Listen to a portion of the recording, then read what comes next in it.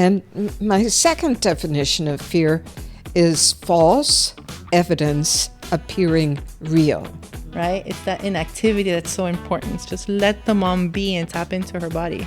The other organs, including the uterus, will be less important now. He threatened to have me arrested, and I thought, if there's that much reaction, it must be pretty good. Yeah. She's like, let's do it. I like the way you think. So should I just do the intro? You go for it. Hi everyone. So today we are here again with Bumps and Blooms, and then Caridad, our doula, our space holder, and we have Dr. Agha here again. Welcome. And then today our very special esteemed guest, Barbara Harper, that's been in the doing what you do now for how many years, Barbara? I've been working in the medical field for over 50 years. I know I don't look that old, but I've been educating about Waterbirth for over 40 years. 40 years. Yeah. So welcome. I heard that you just came from New York. Thank you. I live near Miami in Florida. Yeah. And yes, I had a nonstop flight from New York to Dubai. They just started that 2 years ago, that nonstop. I'm very happy about that. Yeah. So welcome to Dubai in the cooler weather, right? So today we have a very interesting topic, because fear is something that I think we all experience. And when I looked up the definition of fear, it's a normal emotional response that we all have. And it's something that we perceive when there's a threat or danger. And it's something that we can't always control. It's something that gets triggered. And it's like an internal mechanism that kicks in. And it's there to protect us. Now, when we think about childbirth, it's a very interesting topic, because as a mom myself going through birth, I was extremely fearful.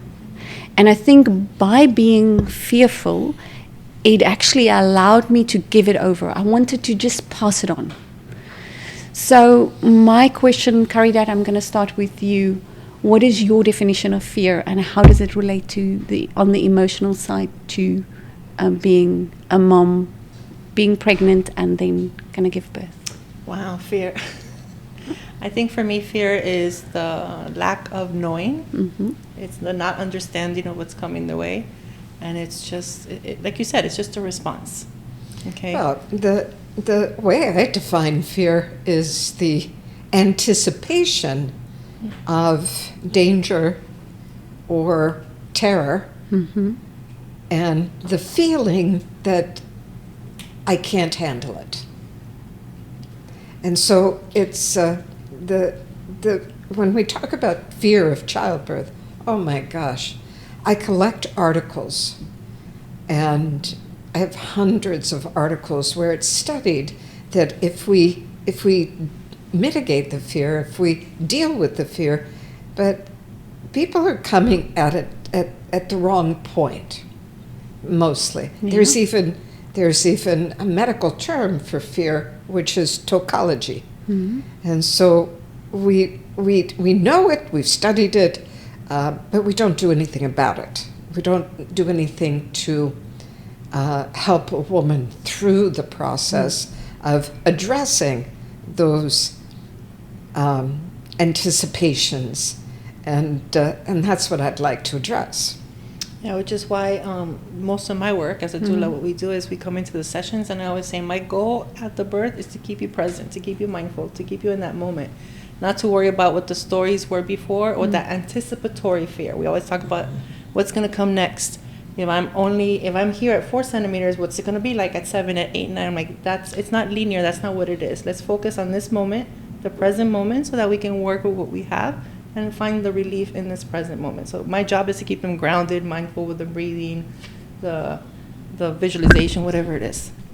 And it does serve a purpose. Fear serves a purpose to help us avoid trauma, to help us but not necessarily in birth, because we're prepared to run away or to fight, but women in particularly feign, which is a state of bargaining.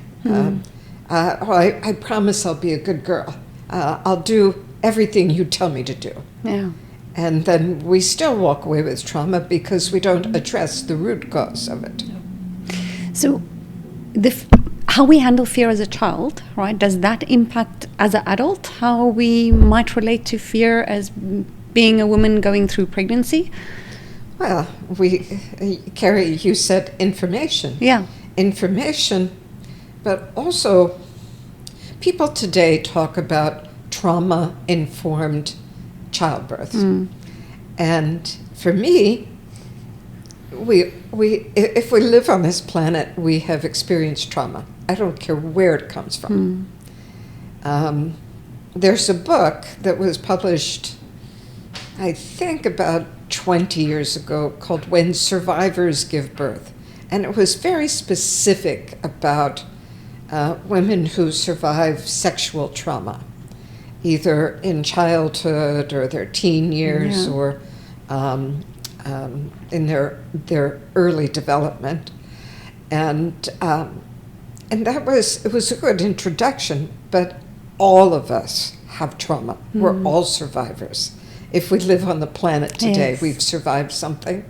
And so what I like to look at with women is, what are your coping strategies? What makes you feel good? And if we can, in the birth experience, help a woman, as you said, stay calm, centered, curious. I call it my list of 12 C words in English. Curious, compassionate for yourself. All of those things help you stay in your parasympathetic nervous system. And the sympathetic nervous system, birth is being done to you. It's everything from outside. You have no control. You're a victim, so to speak. And in the parasympathetic nervous system, birth is being done through you. You're in control. You're making the decisions. You're responding to your body. And my second definition of fear is false evidence appearing real. Okay. So FEAR, false evidence appearing real. So you get it in your mind that somebody's out to get you, or, and that's your sympathetic nervous system, your trauma working through you. So what coping strategies did you develop as a child, as an adult? How do you deal with scary situations? And that's what we need to focus on in preparation, is help women feel good about themselves, help women understand that the process of childbirth is no different than having an orgasm, than going to the bathroom. It's an autonomic process that involves sensitivity and letting go. And I've seen hundreds and thousands of women give birth by releasing the baby, not fighting it, not having birth done to them, but having the baby come through them. Yeah, it's that surrender. And that's why it's so key when we do the preparation. We say, just so you know, when you have that fear, all it's going to do is increase the tension. So one of the first things I do in my very first session, we write down every single fear, even if they think it's a small one, even if it's something like, I don't think I'm going to be a good mother. I'm like, okay, fine, let's rewrite it into positive affirmation. I have all the resources and I have all the information that I need to nurture and protect my child. So whenever that fear comes up, we reprogram our brain so that we can reprogram it with that positive affirmation, and that's how we can kind of change our subconscious a bit. Remember in that definition that fear is an anticipation of something you can't handle. Yeah. And so if you look at it from that perspective, the preparation is going to be a sorting through the things that you think you can't handle. And then we reverse the fear. We make statements, but you also have to Believe them. Well, eventually. you have to believe it to be able to achieve it. But I always say what the mind can conceive and believe and allow, Yep. you can achieve. And so it isn't just about writing down affirmations and repeating them. It's about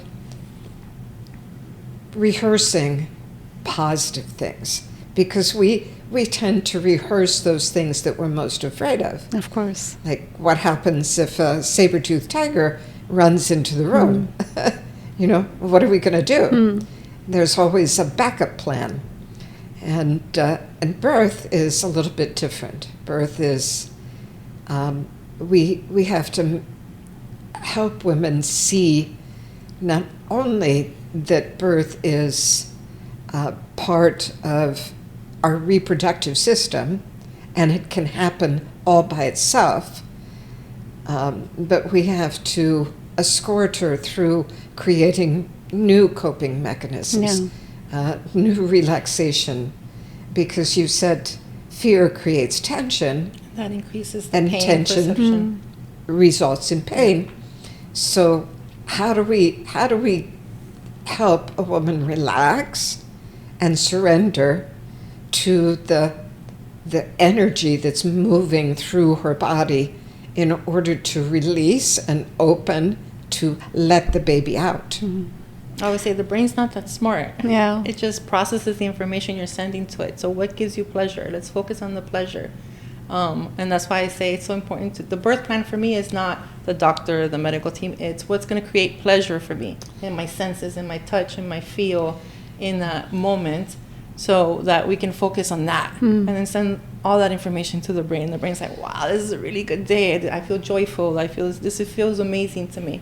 And I always say I birthed 6 times and I never felt pain. I never felt stress. I never felt the fear. I felt nothing but euphoria. And it was pleasure the whole entire time. It was intense, but it was euphoria, and it was pure connection with my body and with what I was going through. Those two words don't always go together, Exactly. pleasure and birth. But it can be pleasurable, and we know it. We've seen it. Orgasmic and Orgasmic birth. Yeah. But I have to say, Barbara, just listening to you, the words that you just used by using energy instead of pain, how that can help a person to visualize, that my body is releasing energy to get this baby out and not pain. What we do to mitigate this fear can either increase the fear or reduce it. Yeah. What we do in any situation. And so by, changing the language sometimes, but calling it energy that's moving through you and being there to support her, like Carrie described. And I think that's what Dr. Agha has witnessed, that the water does. The woman gets into the water, and I call it the effect. She can suddenly let go of any tension that's in her body because she can float, she's supported, and the water gives her new energy to release and let go, to surrender. And permission to go inward instead of this external. If everything, like I said, a woman who is in her sympathetic nervous system is looking outside of herself for what's coming to her, and birth is being done to her. People are telling her what to do and how to do it. If she can move inward and see the process of transformation, of even experiencing the feelings, if she can cry, if she can laugh, if she can embody the true transformational spirit of what's happening to welcome this new human being. Her biggest love interest for all of her life is coming through her. Yes, women can be married to the same person for 80 years, but there's nothing more sacred than this child that's coming into the world, to be with her for as long as she lives. Yeah. No, definitely. Dr. Agha, can I maybe ask you, how do you experience, if a person experiences fear, how does that impact the birth? So good afternoon. Thank you so much for being here with the amazing group of people. So fear, what we need to know is that it starts in the mind, but ends in the body. So at first it's psychological, but then it will be physical then at the end. Because there is this cycle or progression of fear, tension, and then pain. And you pointed to it. So it's when the body feels the fear, this is kind of alarming thing for the body, and the body senses that there is a danger, can be critical, life-threatening, so I need to protect the body.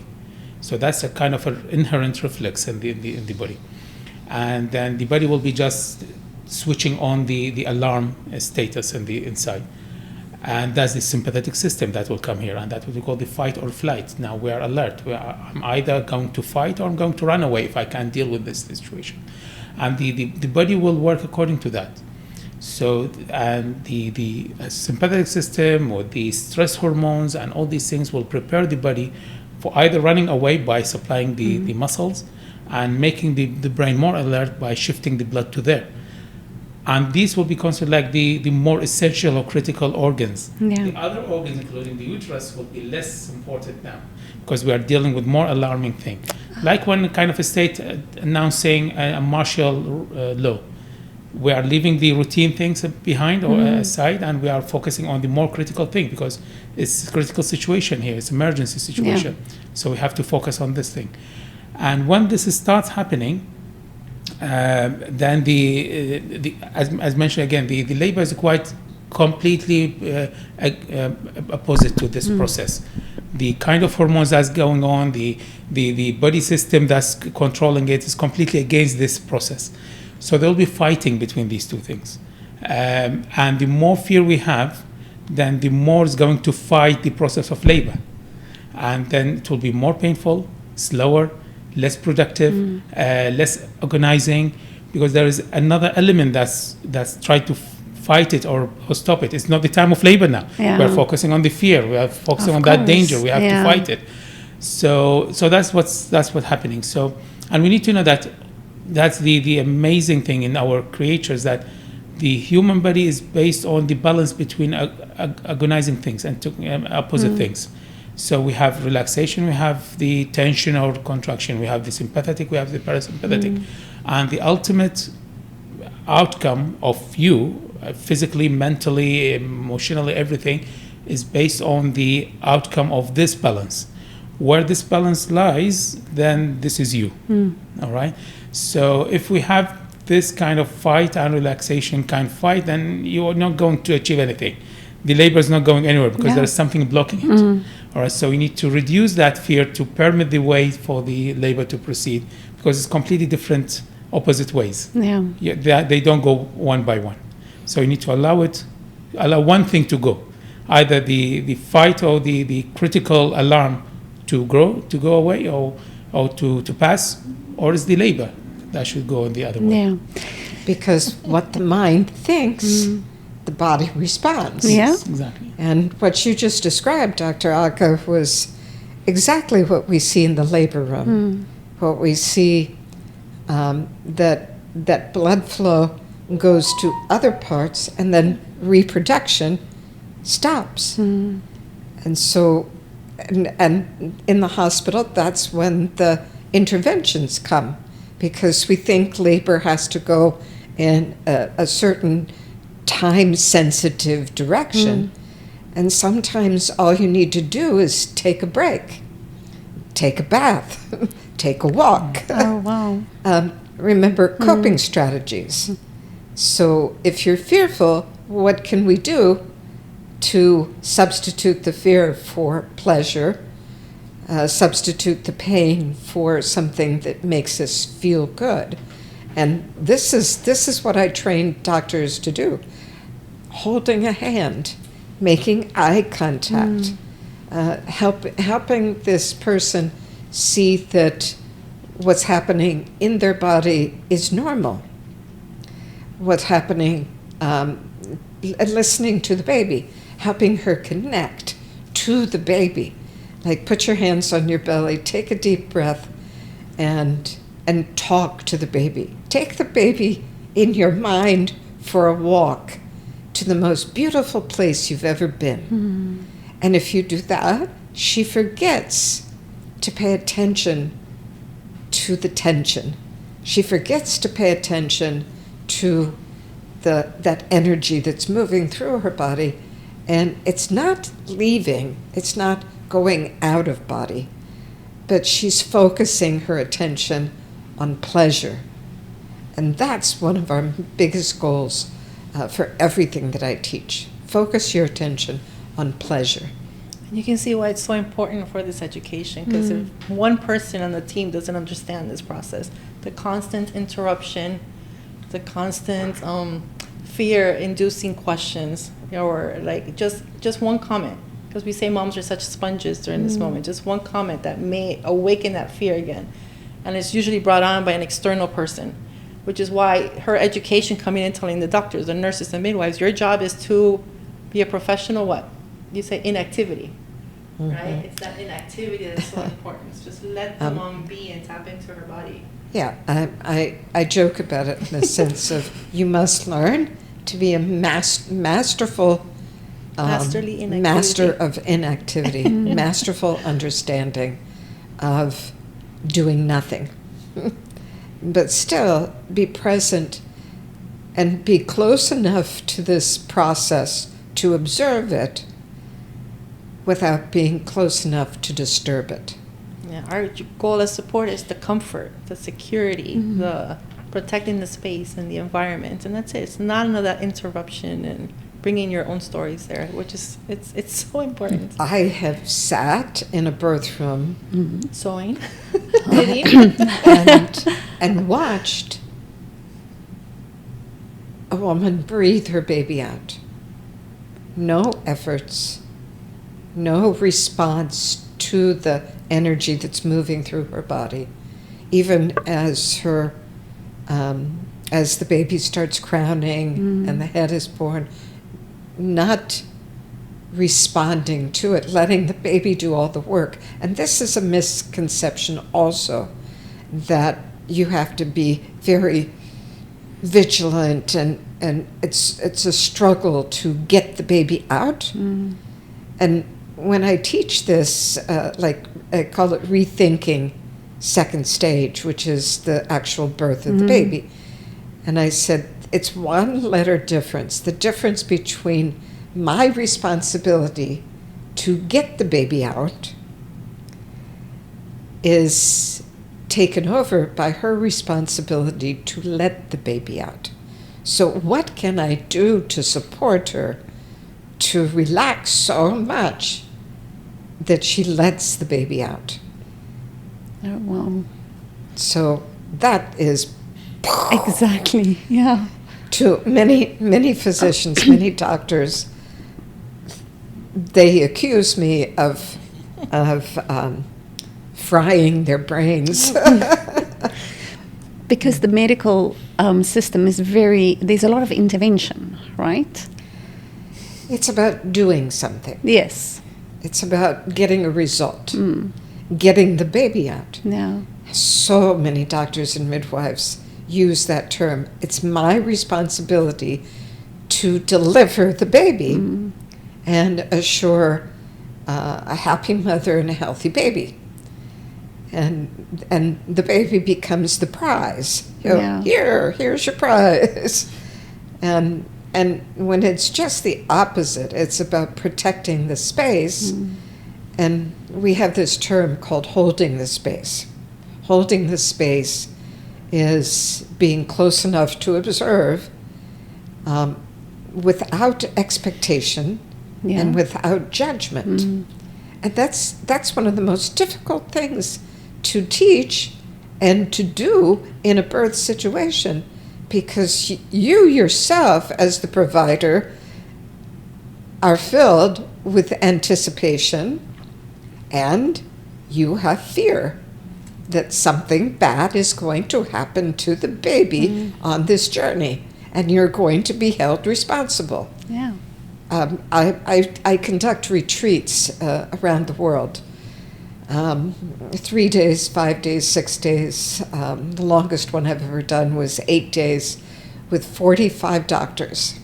45 doctors come in, and 8 days later they walk out and go, "What just happened?" I was just talking to one of those doctors last night by text on WhatsApp in Mexico. And he got it. He understood it. It takes that kind of brainwashing. And I take that term lightly, because you are washing yourself from your own fears, your own coping strategies, your own false evidence that appears real. One blip on the monitor. A doctor from India talked to me last week, and she said, "Oh, I'm so sorry, Barbara. The baby's heartbeat dropped for 2 contractions, and I just immediately took her for a cesarean." And I teach, wait 3 contractions, but do something. Have her change positions. Give her something to eat or drink.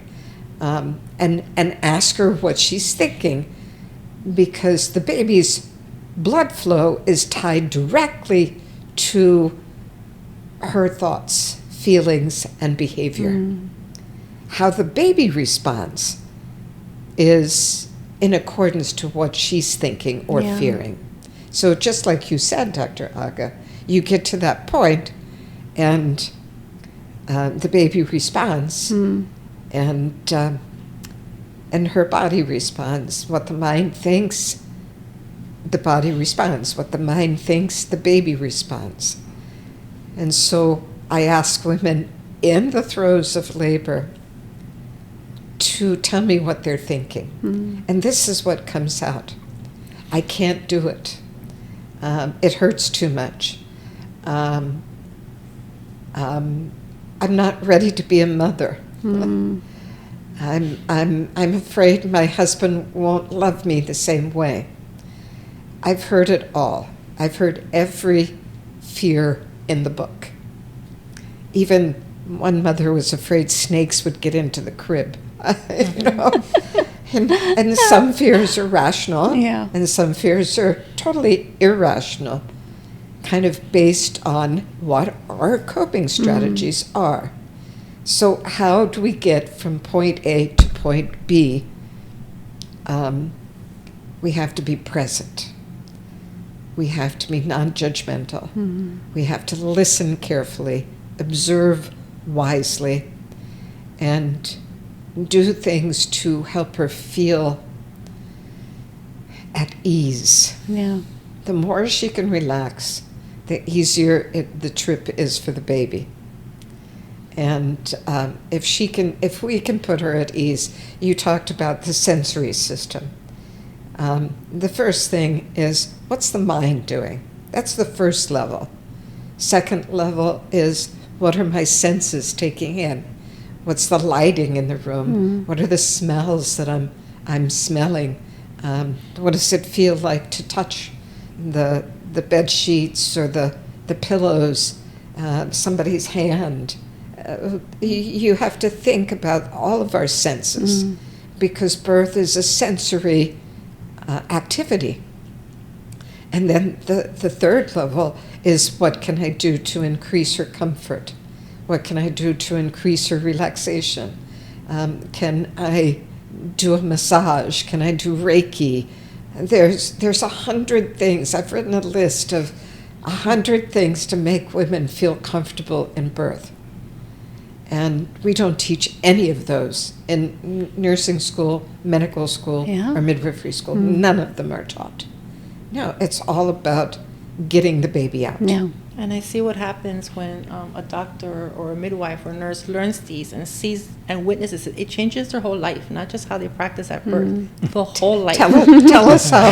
Tell us So how the it way that changed they your life. treat everybody, Yeah. you know, their own children, their own family, their friends, their life, like, and just that anticipatory fear. You can erase that. In Do you general. know what? Do you know what the after effect of a very positive birth experience is? That woman looks at you and looks at her children, and is so filled with life that she says, "I can do anything now." Anything. So many of my clients, Shave their head and get like pink hair. It's weird.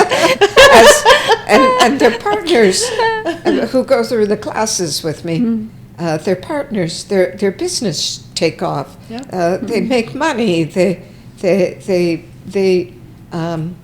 just fantastic parents because they broke the cycle of having to live endlessly, generation after generation, with birth trauma.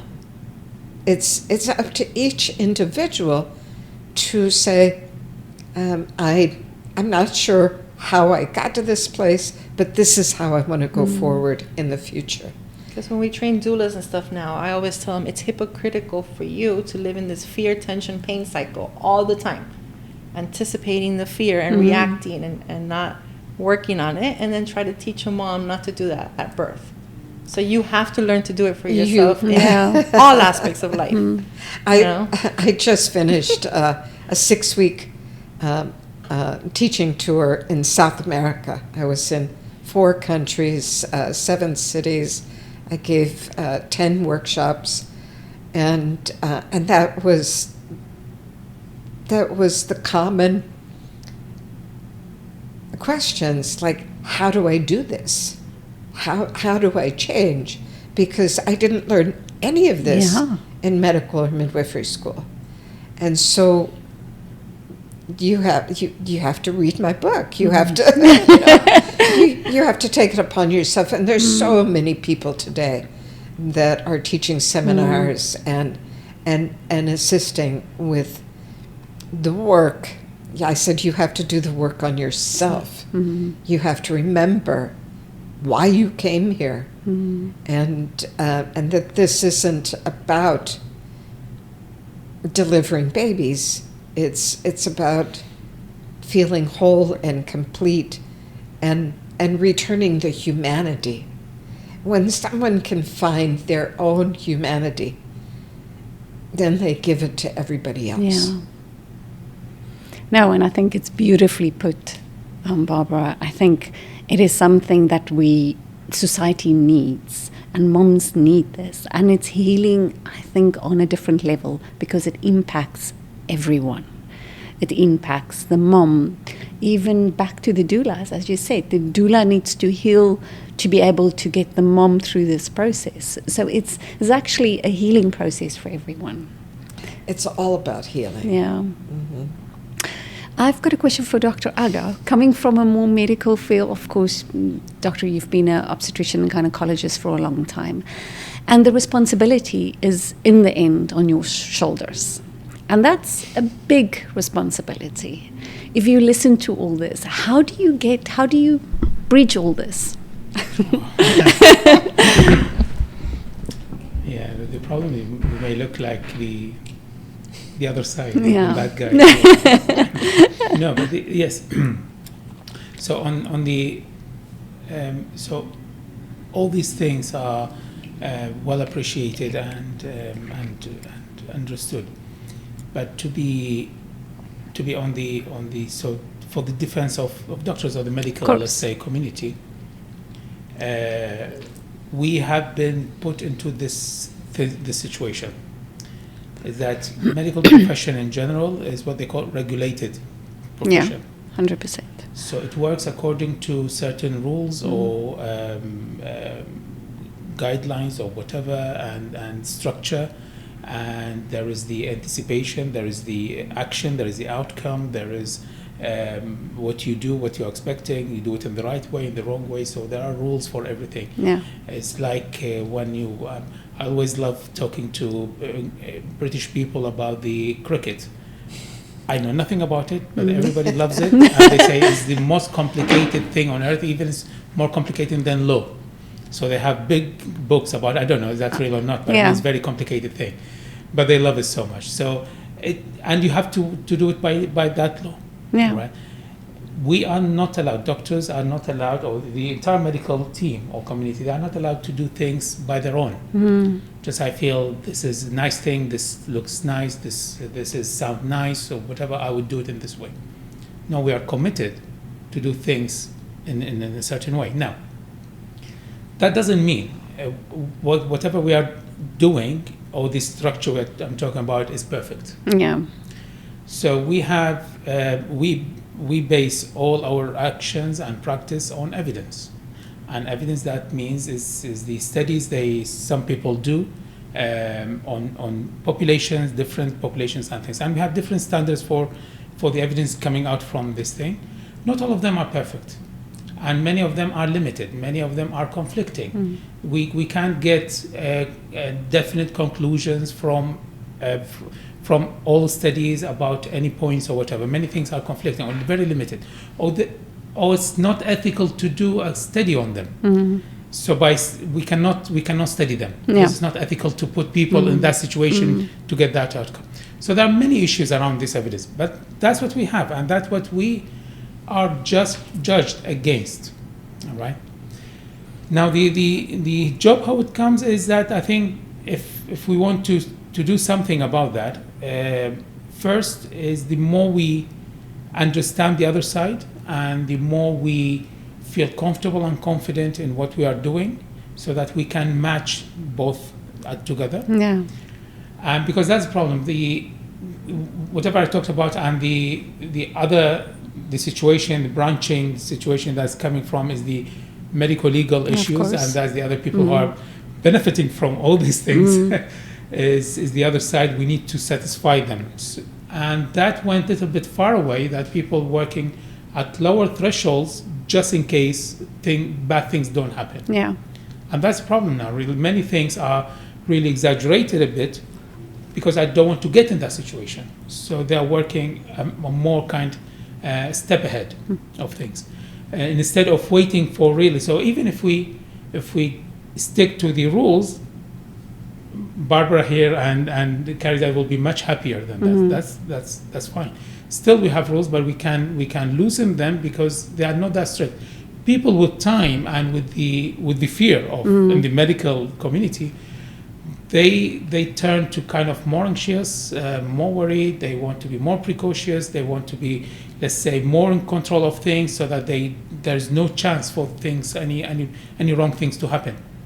So they took it to a different level. So we just need to little bit go down, but that needs to come with confidence, with support. Yeah. Support will come either from the medical field itself and the health structure, or come from the society, and that's the other important thing. Many things that we are talking about, the home births or water births and making change. So we had many talks about implementing things here in Dubai, because many of these things are not yet established in Dubai, but you can find it elsewhere. These should come from society. All right. So the women's society, or whoever representing women or laboring women, they need to speak up and voice up, saying, we know that doing these things in this way is still safe and it's fine, and we are happy with it. So we need to make a change, and then that will influence the other societies, and they will make the change. Because if this change is not happening, even the expectations, not only from the medical community side, is even the public expectation is that I'm going to hospital, I'm doing this and that, and this is the outcome, and that's what I'm expecting from you. If this is not happening, it means that you're doing something wrong. So the expectations should come from both sides. Yeah. All right, from the community, public, and from the medical side as well. Yeah. Starting in 2007, I realized that it was obvious that most births in the United States happen in hospitals. And so my organization, Waterbirth International, developed a curriculum to teach in hospitals that would result in doctors being certified in water birth practice. And birthing the baby in the water is never the goal. It's a wonderful consequence when a woman feels seen, heard, relaxed, at peace in her mind, and without a lot of fear.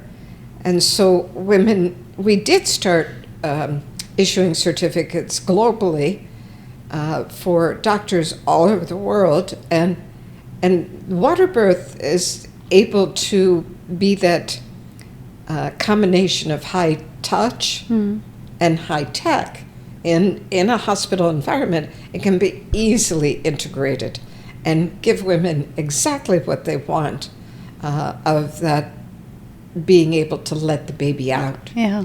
And so that was a realization. And today I've had over 30,000 doctors and midwives go through the courses of water birth certification and credentialing that gives us water birth in over 120 countries around the world in hospitals. And so that's why I came to Dubai the first time, and that's why I'm here today, is to work in a hospital to get everyone up to speed. What they do with it after I leave is up to the individual practitioner, and that's why I love that we have this kind of support of the doctors with taking the women that go through the prenatal classes who understand the benefits of all of this and understand that they want birth being done through them. And doctors like Dr. Agha see it, live it, evaluate it, and read the literature. Because today, in the end of 2025, we have over 700 articles and peer review publications that testify to the power and effect of using water for labor and birth. And one of the biggest studies that was done, like you said, sometimes we can't randomize and control in certain aspects, but in other places we can. And one of the biggest studies was a combination of prospective and retrospective analysis of over 60,000 women in the NHS system in the UK. There was just 26 hospitals, 60,000 women using water for labor, and over 40,000 using it for birth as well. And the results were incredible, exactly what we see, that there were no bad effects for mothers or babies in any instance. And it was proven to be beneficial with babies doing much better than women who gave birth in other ways other than the water as well. And so that research is continuing, and I saw the absolute necessity that we prove that it's safe. And that's how we've ended up with Faqih University Hospital offering those services. And other hospitals around Dubai have offered them, but it takes premier doctors like Dr. Agha who say, let's see how it goes. And you get enough proof and you see it over and over again, then you're going to even out those regulations so that the outcomes look good. You're not going to take a risk with somebody's life, of course, by doing this. And he can tell you some of the miraculous stories of babies that have been born in the water and how those mothers are. I have to say, listening to you, Barbara, and then what Dr. Agha said about that you sit with the institution, medical institution, that actually brings fear, was almost based on fear, because it's all about protection, and protection can lead to the feelings of fear. It's all done from a good place, but as soon as we get the two together, we can actually calm that down a little bit, and then bring the healing section of, gentle birth, maybe through water, and then have the synergy to create a birth that's done through mom and not for mom. So I absolutely love that the way that you put it. And Dr. Agha, I think it must be challenging to deal with both sides, right? But to see it connecting, to see the bridge is really beautiful. And I think it's really something that we need and to encourage. And this is why we have the open I always tell him, talk. and I tell people, it's really difficult to be great. To sit back and to give that space and to, challenge yourself to be better. It's really hard work. It's so hard. It's easier to jump in and just get it done and move on and follow the regulation, and everybody is happy except for the mom and the baby. But everybody else is happy. And then that's easy. But to do stuff like that's why I asked him earlier, are you tired? He goes, all the time. Of course, because it's exhausting to be great and to sit back and give moms this opportunity and to bridge that gap. So it is not easy. It's not easy work. And we have to commend you for that, because it really isn't easy work. And it takes a certain kind of person to sit back, become masterly inactive, but also be super active when necessary, and bringing the peace when it needs to happen. Yeah, and full of awareness. Because I'm always telling doctors, know what normal looks like. Because if you look at everything as abnormal, you're never going to appreciate the normality of releasing the baby in the water. Yeah. Know what normal looks like. Know what normal sounds like. There was a hospital in Jerusalem that I visit frequently, and they started their Waterbirth program in 2020, right at the height of COVID. Yeah. We had planned together the previous year, and they went ahead and started offering Waterbirth. And to date, it's close to 2,000 babies have been born at that one hospital in the water. As a matter of fact, I've been hospitals all over Israel, but that hospital attends over 27,000 babies. That's Arabic, and that's also Israeli.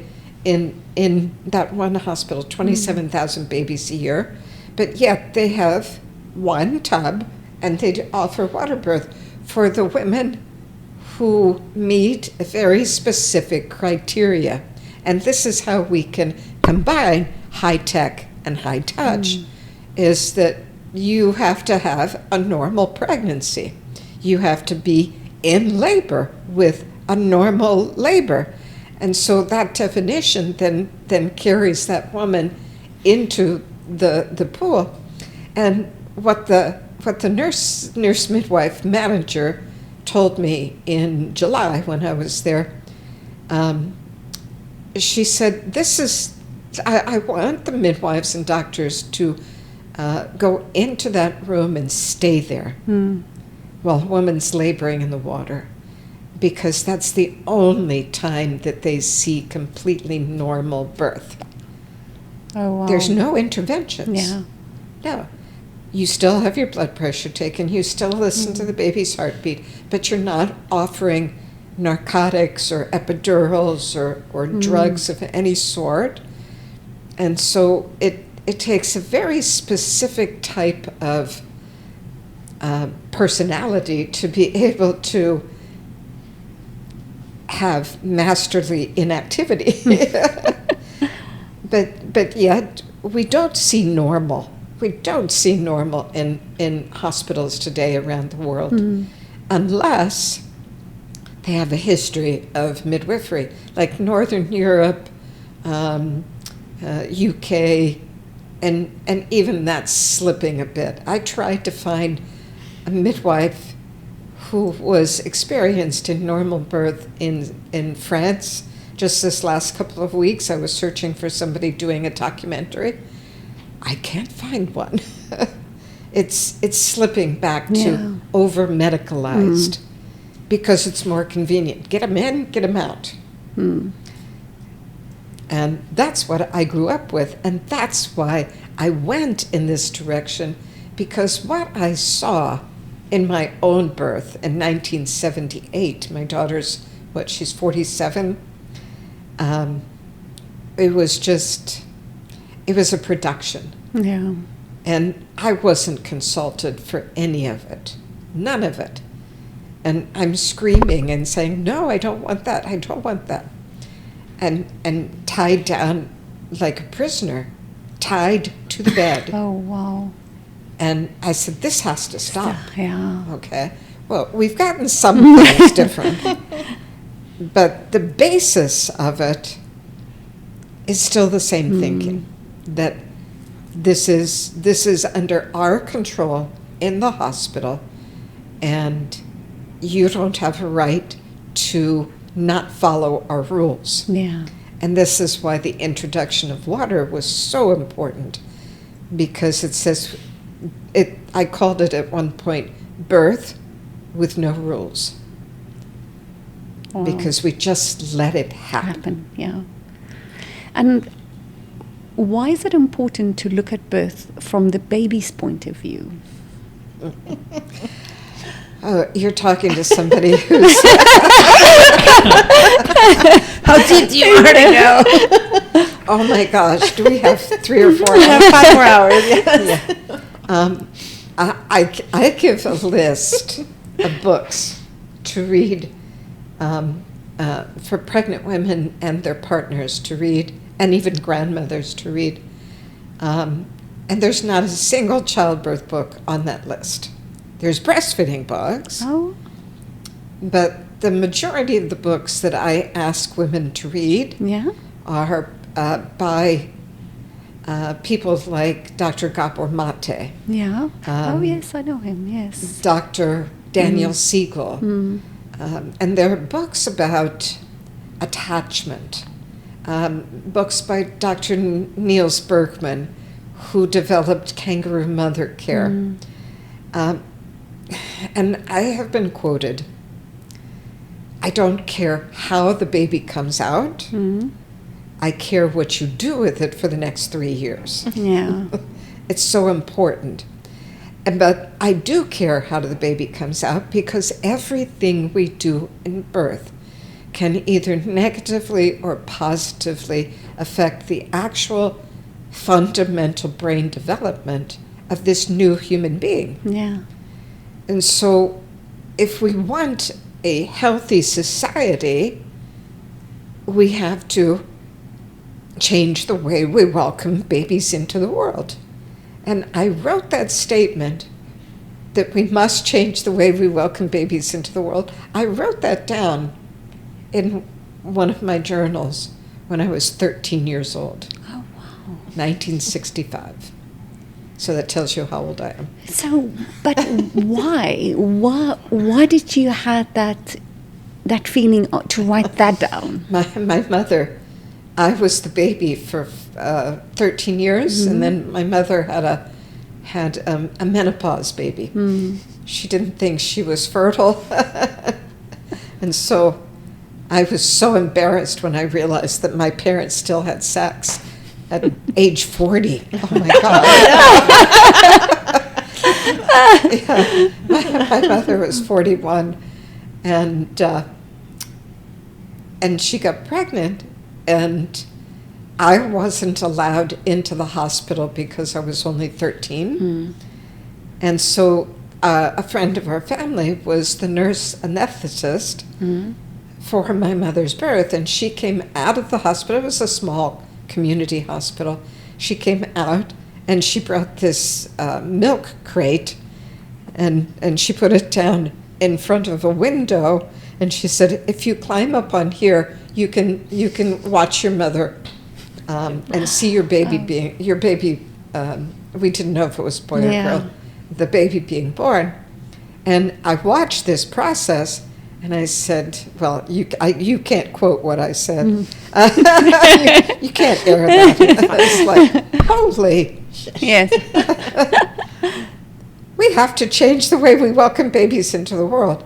And nursing was not my first choice. I wanted to get away from it, but my grandmother, my maternal grandmother, was a nurse and a midwife, and I couldn't walk down the street holding her hand without somebody stopping and saying, "Oh, Stella, look at my boy Johnny. You delivered him."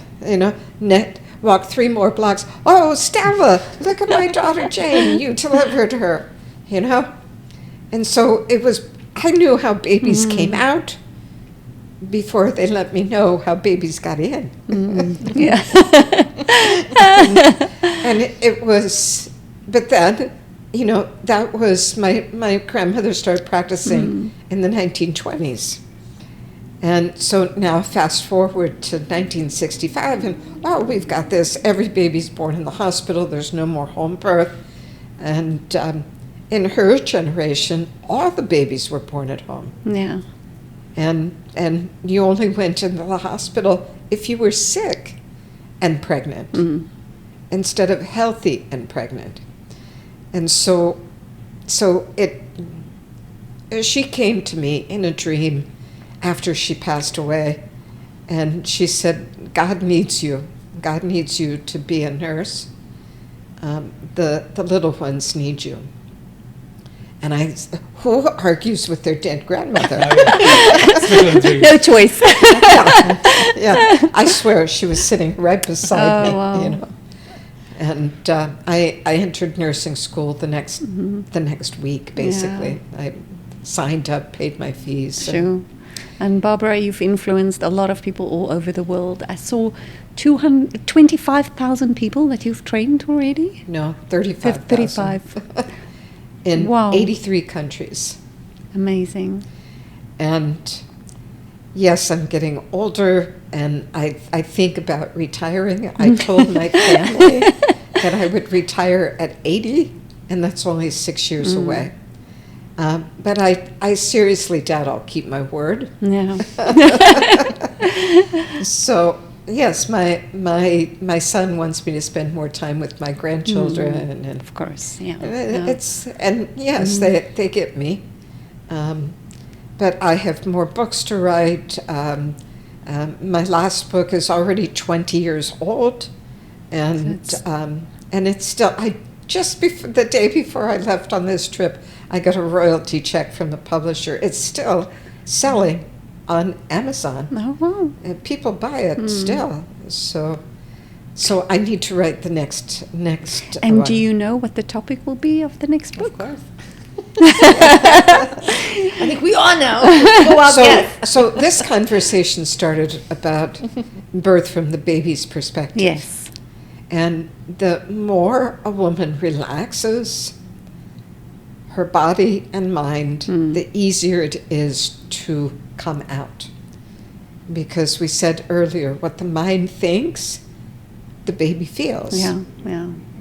And so I've watched women birth. They don't even make one single noise. Sure. They don't push once. The baby just goes, they go, "Ooh," and the baby's out. That's it. I've watched them laugh a baby out. I've watched them sing hallelujah while the baby was born. And chant Om, Om over and over again. It's possible.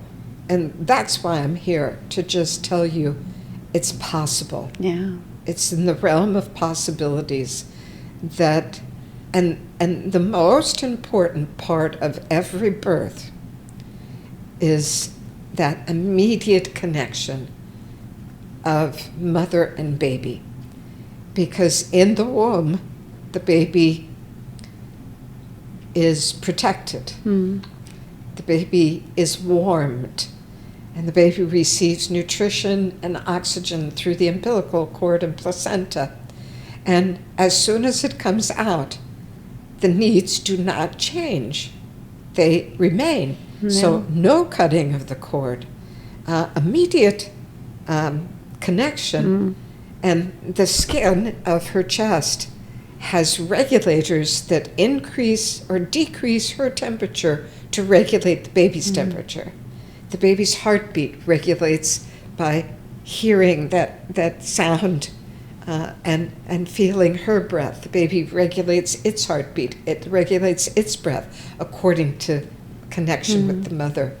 People ask me, well, when should the baby leave the what I call the sanctuary? Yeah. And I said, when they leave for college. And this goes against what psychologists and psychiatrists told us in the 50s and 60s. Yeah. Oh, don't touch the baby. Leave it alone. Yeah, you will spoil the baby, right? You cannot spoil a baby. Yeah. And so everything you do to make the mother feel at ease, you're doing for the baby. Yeah, but I want you to think, I look for, yes, the way the baby feels on the way out from the perspective, but how do you think this mother feels when she has this birth that's filled with joy and celebration and comfort and relaxation? It impacts so much how she parents for the next 2, 3, 4, 5 It's months. a self-fulfilling prophecy. It is. Because she tells a story of empowerment. She tells a story of love and affection. And if a baby, the baby needs to hear its birth story, always. And if you didn't have that, well, then make one up. Oh, wow. Yeah. Make one up. Correcting it. Tell the baby the truth. Because babies need to be able to differentiate. Because what happens is, as new human beings, we take on the responsibility for our mother's moods. Yeah. And we think, oh my gosh, I've done something wrong. Why aren't they affectionate to me? Oh, I must have caused it. Okay? So we plant these, what I call primal messages in our brains. Then we get to be 25 years old and pregnant, and those primal messages come right through. And unless we can turn them around and see that the fear that we have came from this chronic need to be enough in somebody else's life. To be enough. I'm not pretty enough. I'm not strong enough. I'm not capable enough. And that begins with separation. Niels Bergman says 0 separation, and I call it continuous attachment. Continuous attachment. Yeah. I always tell moms, your baby's not even a baby till they're at least 3 months old. Yeah. The newborn state is just this continuation of caring. It actually mitigates how our DNA gives us messages, because our DNA is shaped by interactions with the environment. That's called epigenetics. And so that's another book that Gabor Mate talks about that. But Dr. David Chamberlain of blessed memory, he wrote 2 books. First one was Babies Remember Birth. Babies Remember Birth. Okay, I've seen it in adults. You don't have a verbal memory of being born, but you have an intrinsic memory. Your limbic system remembers, your endocrine system remembers. Do you know that it actually takes 45 days for the drugs that are in an epidural to leave the baby's body? Oh, wow. 45 days. And so that baby is fussy and often can't nurse as well because its brain has fentanyl and bupivacaine. Fentanyl is derived from heroin. Bupivacaine is derived from cocaine. Oh, wow. And the mother is injected, but the doctors will tell, oh, it's perfectly safe. And so they blame the fussiness of the baby on the formula that they're giving or whatever. It could very well be the actual drugs that the mother took. And I don't want women to have to deal with horrible pain, but there's other ways to do that we've talked about. Yeah. Thank you, Barbara. It's really interesting to see how the birth of the outlook from the baby side and how that influence not only us but also society, right? We just had that very interesting talk, but I think we need to come back to that. Dr. Agha, I've got the next question for you. Is there any evidence that show that when a baby is born and the environment is calm and it's a gentle birth, that the outcomes are any different? All right, so there's no specific kind of evidence around that, but there's a growing evidence about similar things, and it's about the outcome of the baby resulting from not necessarily medical or organic problems. So there was a word mentioned by Harper as the epigenetics. Yes. So epigenetics is the programming of the genes. So just if you consider like the hardware, it's already fixed there, but then how these are expressed, how they are interacting to get the final outcome, that can be different and modulated and can be manipulated or whatever. So that's quite related to the entire lifestyle of the person, nutrition, the amount of stress and how to deal with the stress, and all these aspects that not necessarily we can touch them and we measure them, but they will influence the development of that baby. Yeah. Right?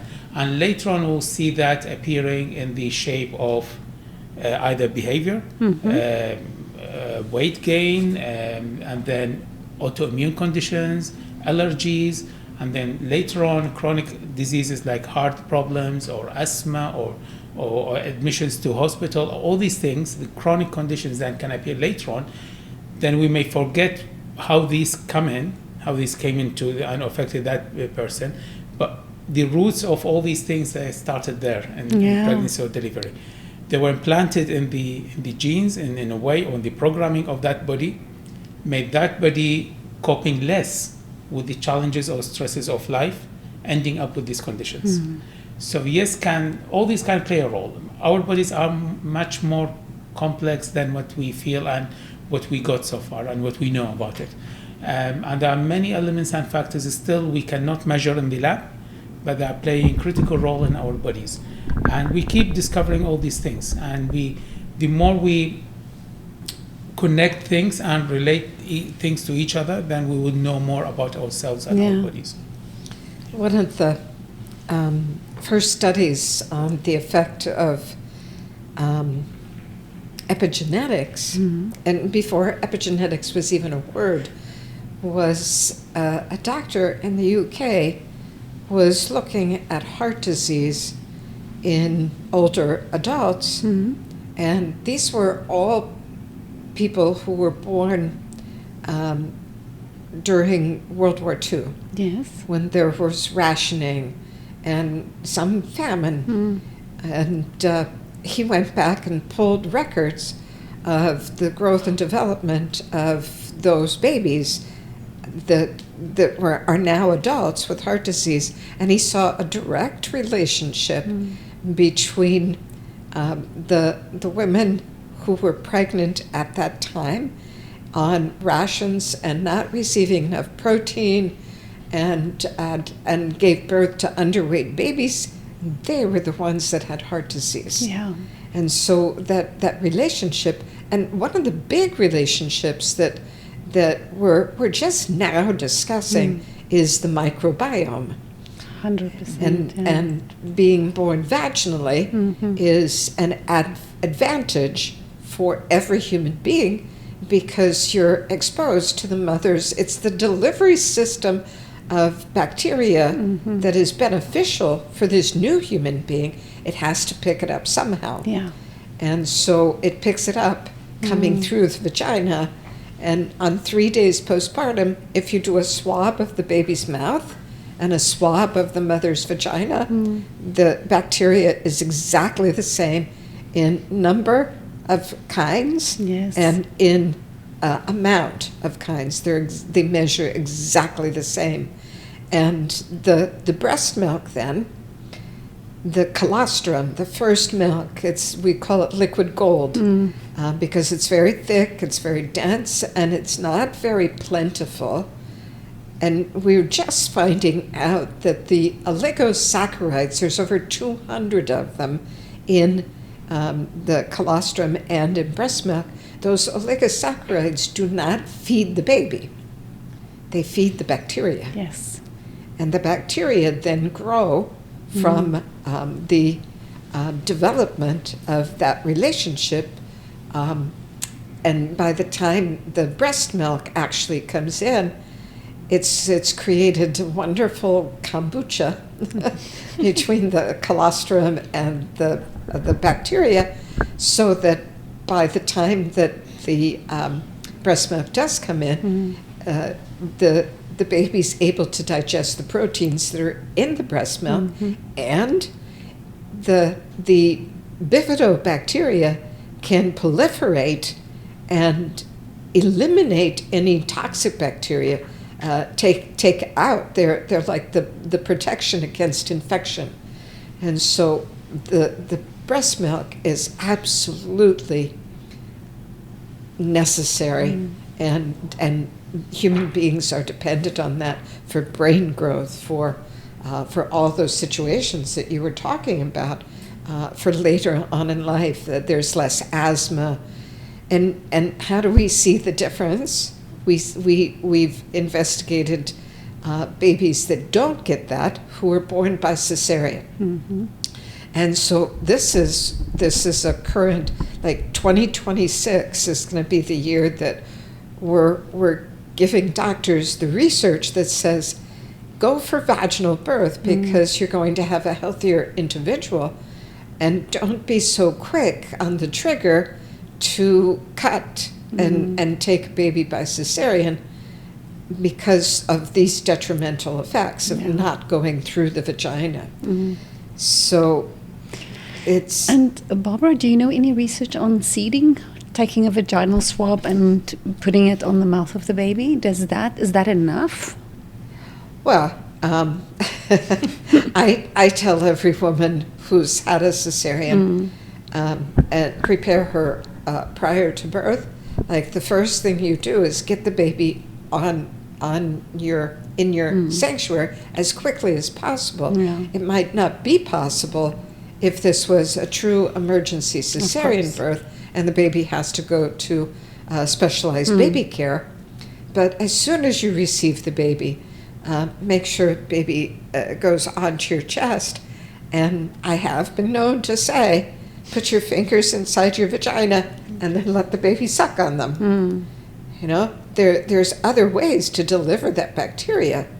And so there have been experiments of putting gauze inside the vagina, taking it out, putting it in a sterile jar, and then as soon as the baby's out of the womb in a cesarean birth, you can lay the gauze on the baby's skin and face and inoculate the baby that way. So there's different ways to do it, but wearing the baby constantly also gives that skin-to-skin contact that's necessary to deliver the environmental bacteria that's beneficial. Yes. I think I looked at research at one point, and unfortunately some of the research actually was a little bit disappointing to say that the seeding doesn't always help. It's not enough, to inoculate the infant. So, well, if we know what the consequences are to missing the seeding, then we can make up some of that difference by feeding the baby, by breastfeeding an extended period of maybe 2 or 3 years instead of just 6 months. Yeah. So there's lots of things that we can do to enhance the health of our society. And To come back to you, Caridad, if I have a question for you on fear and the moms and how you're related to their families, how do you support the family, not only the mom, say dad is involved, when you need to support them through the birthing process as a Let's doula? ask Dr. Agha, how do I support the moms through the fear? In a fearful way. In many fun ways. So first we do the education beforehand. So we have Okay. these conversations. I always say, what's your biggest fear? And for some reason, lately, it's always been, it's the tearing, it's the tearing, it's the tearing. And they're so hyper-focused on this. I'm like, then write it out. Write out a story where you tear the most impossible, like from the front to the back. Write it out. What happens next? I'm taken care of. The doctor came in. He stitched me up. Did local anesthesia. I feel better about it. And then I'm like, were you able to handle that? Yes. Then why are we scared? So we work through it. We talk about it, and we continue to talk about it until they feel better about it. So we have these conversations beforehand. We do the education, obviously. We remind them that birth is a biological function. It's not a medical emergency. Okay. Maybe this fear should be talked to the medical field more than to the parents, but we do have that conversation as well. We do a lot of physical support in the birth, but we show the dad how he can support her. It's always offering those solutions and not asking a million questions and not bringing his fears into the space. And I ask him, how do you need to be supported so that you can support her? Because I'm never there to replace a partner. That's not what I do. I hold the sacred container for all of it. For the dad, for the mom, for the extended family. So we've had children at births. So like the siblings can be there if they need to. So my job is to hold that container for everybody. Okay. We remind fathers that they need to put on their oxygen mask first. Yeah. Because I'll walk into a room and I pull the dad aside and say, are you drinking?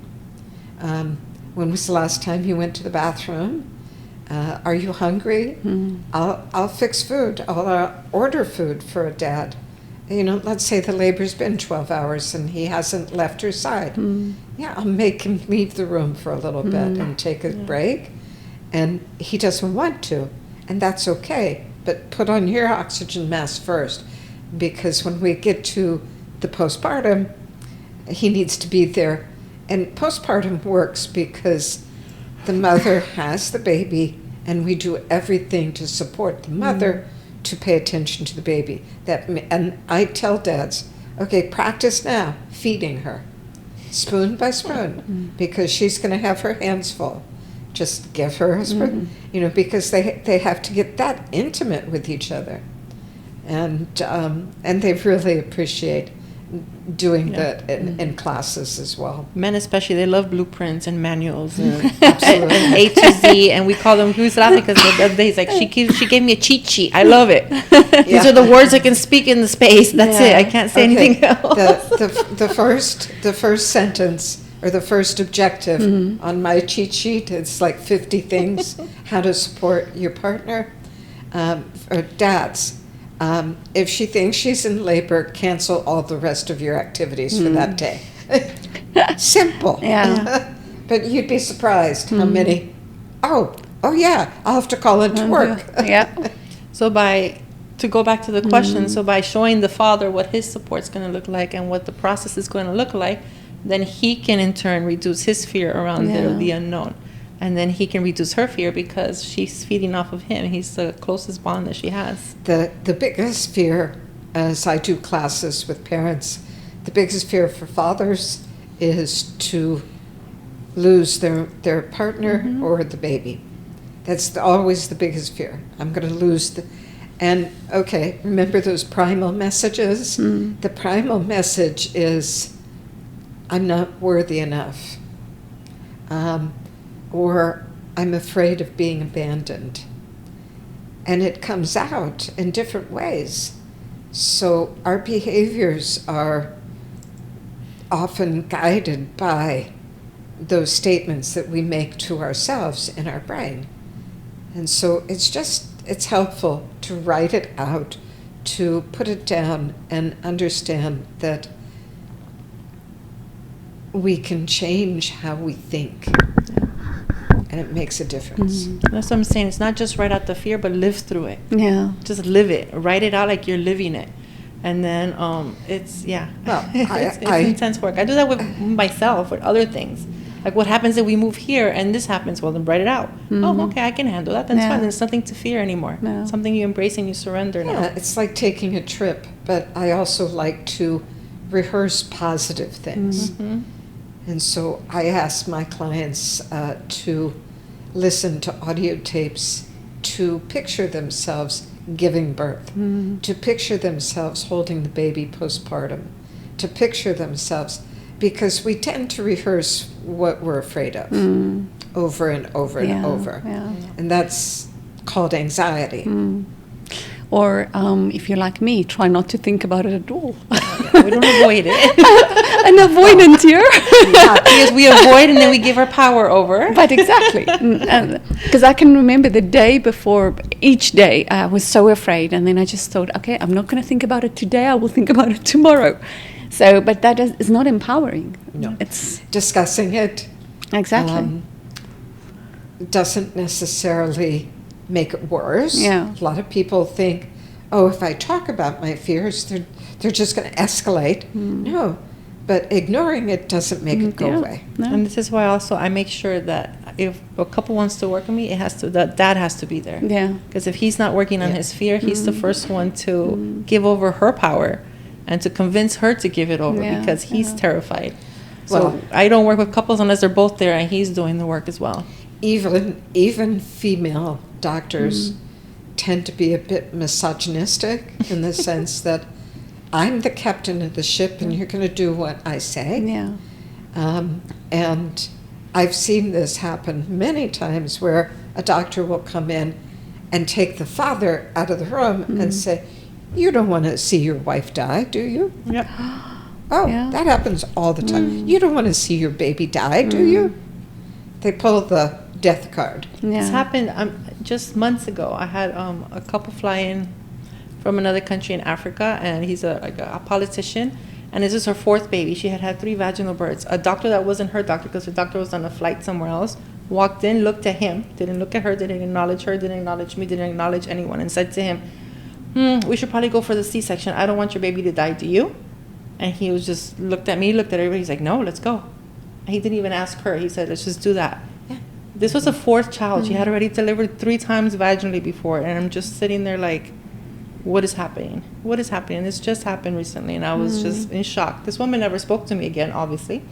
But it was just, I don't know. Like, it's insane. How do we react to that in that moment? People are like, so how do you react in that moment, Carrie, as a support? I don't know. If he's not letting anybody else listen, what am I supposed to do? Yeah, that's a whole nother topic. That's a whole other podcast. Yeah, where does your support of couples begin and end Yep. in a hospital environment where there are protocols and rules that we talked about earlier? Yeah. And do the protocols and rules have an overarching effect on the decision making of this woman? And does she still have the right to informed consent, meaning that if I'm the midwife or the doctor, I walk into the room and I say, I would like to do this because, Yeah. and here's the consequences. If I do this, here's what I would like to happen, but here's the risks. This also might happen because of it. And nobody today gets true informed consent. And so a doula comes in and she's gone over all these different procedures and she cannot ask the doctor about it because it's not her job, okay? But if she stays silent, is she violating the woman's trust? It's a big So tricky. very- Such a tricky, it's a cognitive dissonance because you know that what the doctor is suggesting is going to bring harm. Okay, like a cesarean for a perfectly normal labor with no complications showing for a fourth baby is just malpractice. It's not good. But if she says something, then the hospital will say, well, don't ever come back here. And they did, and they have. Yeah. But it's okay, yeah. It's the work, right? But we continue to do the work because it's important. It's important how the moms feel. And you were talking about how this mother feels in her birth. It doesn't matter if she delivers in the water, on a bed, in a C-section, on a table, in an emergency, in a non-emergency. How she feels is the only thing she's going to remember 50, 60 years from now. Yeah. None of the details are going to matter. None of it. A doctor coming in and making her feel safe, a doctor coming in and bringing her peace into the moment, that's what she's going to remember. 100%, And there's been yeah. studies where women that have dementia, have Alzheimer's, and they were asked about their birth stories. They have no details. They don't remember anything. They barely remember the child's name, but they remember Nurse Susie or Nurse Sarah or her doctor that came in and said, you're doing amazing, you look beautiful today, you're safe, you're okay. They remember that, and that's truly what's going to carry them. The most important thing that you can say to any woman in labor is you are safe. Because your brain has two jobs. First job is to keep you alive through that autonomic nervous system. And the second job is to move you from pain to pleasure as quickly as possible. Yeah. And so every 3 seconds, our brain does an internal and external examination. It's called neuroception of the environment, internally, externally. And so the chemicals that we release, the hormones that we release, are based on what we discover in that 3-second scan. Yeah. And we're constantly scanning, we're scanning. Am I safe? Am I safe? Am I safe? And so our very first discussion was about false evidence appearing real. So we start thinking, well, what does the doctor think? And we should just be focusing on that energy that's moving through the body and putting hands on belly and telling the baby, I'm safe, you're safe. Yeah. How beautiful is that? You know? And it happens in transition every time. And the first thing I do is put my hand on their heart. I'm like, focus on my hand. Take a deep breath in. I'm safe. Repeat after me. They say, I'm safe. I'm protected. I'm blessed. And then they go, now we're safe to the baby. We're safe. And then they both connect in that moment. And you can see the shift. The shift is immediate. Or if he needs to come in, for example, and do an emergency situation, he sees that my hand always goes on the heart. I'm like, look at me. Don't look at him.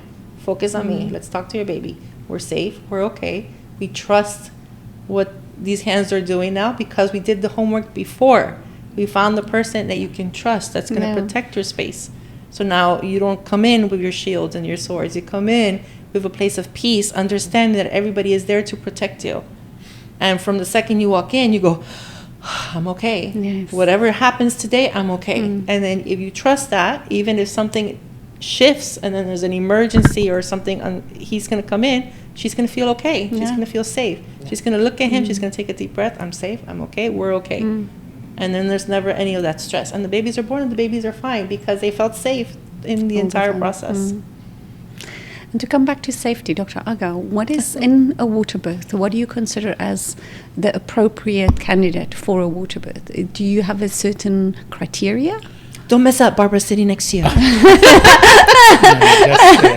think she mentioned at some point. So we would like, at least at this moment, that what we call low risk pregnancies, that pregnancies with no significant conditions that can be threatening a mother's life or baby's life, to be there, so that we make sure that we can monitor.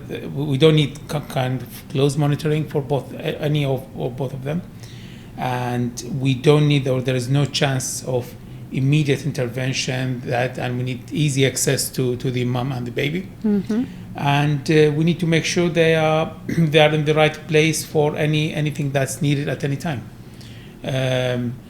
But I would say, because it's still relatively, it's a new introduction to the practice, people tend to be more kind of careful about it. And the more people they feel comfortable, confident, they will broaden the limits a little bit. And the more they find ways to deal with things, and they more feel confident with the results of different studies saying that it's still safe to allow that kind of pregnancy or that kind of person in water birth, then people will feel fine with it. Yeah. Because still many of the things that we stop or we don't allow is based on theoretical, let's say, conception that it could end up in this way. So let's not allow it so that in case we don't end up with this way. So it's a valid kind of presumption, but it's not still proven. With more time, with more practice, the more people are using it, the more becoming public, and again, back to the same point, with more demand from community and people, the service users, let's say, the more we see this is implemented and introduced, and then we can apply it more and more for people, and we find ways to deal with the things that we are worried about. Yeah. So because we talk about the high tech, and we are inventing new things every time, which could be bad and good, because I was talking about things. So many of the over medicalized things is not coming from doctors themselves, but it's coming from the whole civilization we are living in. What's normal life anymore? We lost the normal life definition anymore. So is the mobile a normal thing now or not? Is it driving a car rather than walking is more normal or less? So the same thing, that every time we have a new bed coming out, new machine used so forth, it's more convenient, it's more secure, it gives us more security and better outcomes, then we have to use them. Yeah. So the same, it can work both sides, or it can make things over medicalized, but at the same time can give us more confidence to allow things to happen.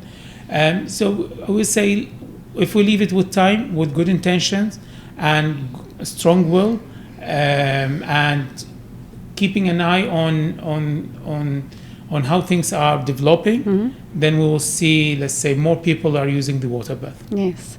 And doctor, do you still do the monitoring of mom and baby while you're in the water, or while mom is in the water? Can that still happen? So yes, of course. Yeah. So again, depends on the level of the risk. So we have mainly two types of monitoring. Either we call intermittent monitoring or continuous. So the intermittent, we can do it with a small Doppler machine. Okay. We can just use it under the water. That's fine. There's no issues with that. We use it every 15 minutes, 5 minutes, depends on the stage of labor. And we have the continuous monitoring, which is the CTG. And we have, even over the unit, we have the wireless machine that's just a probe attached to the tummy of the mother, and it transmits the signal somewhere else in the room. So it doesn't need a wire. The machine is not close to the mother. It allows the mother full mobility and freedom to be in water, walking, squatting, on the ball, anywhere. And that will make sure we are monitoring the baby all the time. So Bluetooth technology. Okay, yeah. And so it's been used for, I would say, the last 20 years. Okay. And it's becoming more popular as Waterbirth advances into hospital situations. It's gotten smaller and smaller and smaller. And so and we would use continuous fetal monitoring for like a situation of a vaginal birth after a previous cesarean. We want to have continuous fetal monitoring. But if you have a normal pregnancy, let's say it's a third baby and she's had 2 vaginal births and everything's been fine, then we tend to use intermittent auscultation. And we know, I train doctors and midwives, what are you listening for? How long should you listen? What do you listen for? When do you stop using the water if a complication occurs? So the water itself has no complications. Yeah. But the complications come from misinterpreting things that are going on. So this is why I press, know what normal looks like. Know what it sounds like, what the baby's heartbeat sounds like. And so if you do that, the only complication is extra laundry. Lots of extra towels. He's even had, I think, a woman who had 2 previous C-sections just delivering the water recently. And she had a reback after 2 C-sections in the water. And I think he's probably the only doctor in town that would allow that. Allow. Yeah, Because, encourage yeah, it. encourage it. Support. Because he didn't encourage or what, he supported her process and her confidence. And, Yeah. and he's the first one to say, if you come in confidently knowing what you want and you understand the risks behind it or the education behind it, 100% I will support you. I've seen it in a medical situation for up to 4 previous cesareans and then a vaginal birth in the water. In the Oh, water. wow. And it depends on this pregnancy. Is this pregnancy normal? So I don't do high risk and low risk. I do This complexities. If there's more than 3 complexities, then maybe you make the decision to labor in water but not give birth in water. It's guided by your intuition as well. You know? What would you consider as a complexity? A complexity Yeah. would be, one complexity would be age. Okay. Let's say the woman's 45 having her first baby. Okay. That's a complexity. Okay. Let's say that maybe she has borderline high blood pressure. That's complexity number 2. Okay. And let's say that 45-year-old has gestational diabetes. Okay. Yeah. That's complexity number 3. By the time you get 3 complexities, then it would be traditionally called high risk. Okay. And many doctors will call a woman who's 45 having her first baby completely high risk Yeah. for no reason, just because of her age. And I worked in China for many, many years, going back and forth to teach there. And if you're under 18 or over 35, it's an automatic cesarean. Really? Yeah. Oh, wow. And if your baby is larger than 3.5 kgs, automatic cesarean. And this is estimated fetal weight. And so we have to look at what's the consequence behind the fear of the consequence behind the action. Yes. So if you've had a previous postpartum hemorrhage, are you now, that's one complexity. Are you now going to limit her for having a vaginal birth because of one previous postpartum? Are you going to limit her to have all cesareans from a first cesarean? Yes. Vaginal birth after cesarean is a controversial topic. And I remember a doctor who called me to inquire about Waterbirth, but then we had long discussions, and she said her hospital would not allow her to tell her clients the truth that vaginal birth after cesarean was just as safe, if not safer, for her health and the baby's health than a second cesarean birth. And she was so frustrated that she actually quit practice in the hospital and started attending home births with a group of midwives because she said, I can't look at the literature and realize that it's safe and then lie to the consumer Yeah. and tell them that it's dangerous, because it's not. Yeah. And so complexities are just things that are going on with this pregnant woman. And the more complexities, the higher the risk. And so, and sometimes the complexity can be dealt with. And the water might even reduce the complexity or get rid of it totally. And so that, and the complexity might be just she's afraid. Yeah. That's a complexity. It can come back to fear. All right. Yeah. So complexities or risk factors or whatever, they, ideally, or most of the times, they are not translated into immediate actions. Okay. Complexity means you need to be alert to something. Exactly. You may anticipate something. Okay. So you just need to be watching for something. It may not happen. And if it happens, you will be ready to deal with. So that what that's the idea of, and that's one of the principles of antenatal care and principles, to know who's that person and how this pregnancy is evolving, so that when we reach to the moment of labor, we know if we have any complexities and risk factors, do we need to prepare ourselves for something or not. So just to prepare ourselves doesn't mean that we have to do it differently, unless it's absolute contraindications. Let's say, for example, the placenta previa that's covering those, there's no way to go for vaginal delivery, for example. It has to be cesarean Of section. course, yeah. But let's say if we have still a low-lying placenta somewhere, we may put it in our mind that we may see some bleeding. Let's get ready for this thing if it happens. So we make sure she's healthy enough, that her iron level is okay, and we prepare bloods possibly in the back in case we need to go for it, and we do certain things in case things will happen. But doesn't mean that we will tell her, you will end up with this bleeding, we have to do it, we have to do labor in this way or that way. No, so just to prepare ourselves and get ready, keep it in our mind and wait for things to happen. Yeah. Okay. Again, once again, does the observer cause problems? Yeah. If you, many doctors will see those complexities and thought, well, I don't want to wait for something to happen, so let's just go for a cesarean birth. I did have a doctor in Egypt tell me in person, I would rather sleep at night, so I do 5 cesareans in the morning, and before my office hours, then I get to see everybody in my office, and then I leave the office, I go back to the hospital, and I do 5 cesareans in the evening.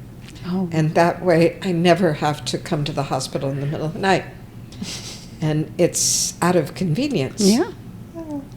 So, and we see that. And if you look at the cesarean birth rate, in Egypt, it's over 80%. Sure. And so to me, that's egregious. It's just, if you don't want to get up in the middle of the night, you shouldn't be an OB. Do you need to get up in the middle of the night? Well, Yeah, Or be a midwife or a doula, all right? yeah, exactly. Like I said, it's not easy to be great. No, they do It's say not. that losing sleep cuts your life short. You're still here, Barbara. I'm still here. You're still here. Oh my goodness. So, your book, Barbara, Gentle Birth Choices. Am I correct to say the most important thing that you cover is water births? No, Or not? there's only one chapter on water birth. Okay. It's navigating birth. If you look at the chapter headings, it talks about hospital, your relationship with your care provider, whether that's a doctor or a midwife. When I wrote this 20 years ago, it was at the beginning of women taking the responsibility for making those decisions. And that's why I put choices in there. Okay. You have a choice where you give birth, how you give birth, and who's going to be with you. Yeah. And so there's even in the back of the book questions to ask a provider to see if you're the right one. And some of those questions are, what is your cesarean birth rate? Because I think that should be publicized in every hospital by every doctor, and go to the doctor that has the lowest one. You know? But there's other questions to ask as well, and I think Dr. Agha put that very well. That you look at this woman along with all of her complexities, and you know what to anticipate, but you're not afraid of it. It's just, that's what it is. It's kind of like raising children. You know everything, you know what to anticipate, but you're not going to put it on them that this is an abnormal situation until it's an abnormal situation. And then you're going to do what's medically called for to protect mother and baby at the highest level. It's our job to protect mother and baby. And sometimes I remember crying when I had to transport a woman from home to hospital because her blood pressure got too high. I'm sorry, but we have to go. And she can refuse to be transported, but then I just have to put that in the notes. But I can refuse to continue care because on my watch, I also am guided by strict protocols. Like I can't care for a woman after 42 weeks of pregnancy because of things that might be going on with the baby as well. And so we have to look at, and I put all of those things, and the psychological, the chapter on Waterbirth, it illustrates different doctors from around the world. And it's incredible because last week I got a call from a doctor who was originally from Vladivostok, Russia. Yeah. And she came to visit me. We spent a day together with her partner and 2 grandchildren. They came to my house. We had lunch, and we went to a science center. It was so fun. And I got out the book, and we talked about it because it kind of made her famous in when people meet her, and she said, "Oh, I'm in Barbara Harper's book." You know. Is this the one where the doctor used to give help women give birth in the ocean? Is this the one? Yeah, she was one of the doctors that actually facilitated births in the ocean. Ocean, yes. Yeah, in not very warm water. Oh, wow. During the summertime off the coast of Russia. Yeah. Yeah, the east That must coast. have been very controversial. I do tell in the book, I say, well, if you'd like to have an ocean birth, do yourself a favor. Buy a CD with whale sounds, put up a poster of dolphins, and stay home. Yeah, yeah. Because I have helped people arrange for it, and they've done it. But I always say have a backup plan. Yeah, yeah. And I don't trust the oceans today because of the microplastic pollution, and also the chemicals that are in the water. Yeah. The radiation that's in the water. I still swim in the ocean as often as I can, but I don't trust that the oceans are clean. Yes, yeah. For birth. No, I just don't trust that anymore. And it's so many uncontrollable, things that can happen, and it's an uncontrollable situation that you put yourself in. And I think to at least be in a hospital where you have the backup of your obstetrician to help you if something goes wrong for you and for baby. Well, at home or in a birth center, we're trained to recognize. We know what normal looks like. Yeah, yeah. And just like I said, I have protocols that I would follow and would transport to a higher level of care. And it's the same way in the hospital. So staying at home in a country where home birth is regulated, and sanctioned that it's fine, all the Northern European countries. And in the U.S., home birth is recognized. In Canada, it's recognized and regulated. The same midwives that would work in a hospital can work in birth centers or at home. Okay. And women get to decide whether they stay at home or go into a hospital. And so you practice intuitively and working with the protocols and your scope of practice. Doulas do the same thing. There's a scope of practice that is limited to this area. There's a scope of practice for midwives. There's a scope of practice for physicians. And I think more women just need to ask for it. Yeah. I know we're running out of time, but before we go, I wanted to talk about when I met Barbara Harper.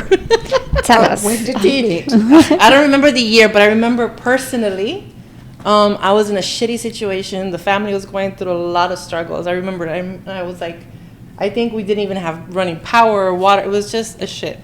And I heard Barbara's coming to Dubai, and I'm just like, I lived in Alain at this point, and I'm just like, fuck, I need to get out of bed. I need to go meet this woman. It doesn't matter. I don't think I had showered. I looked horrid. I don't broken. I don't remember. But this is a true story. This is the first time I met Barbara Harper.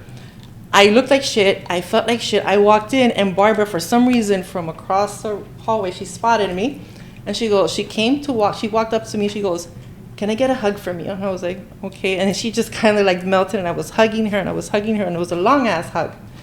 And in that moment, something inside me shifted. I was like, doesn't matter how broken you feel, like if just connection sometimes is all you need. And it was such a huge moment and a huge lesson for me. I mean, she's taught me other things besides that after. Like somebody said, "Hey Barbara, how can we get you?" She's like, "Money."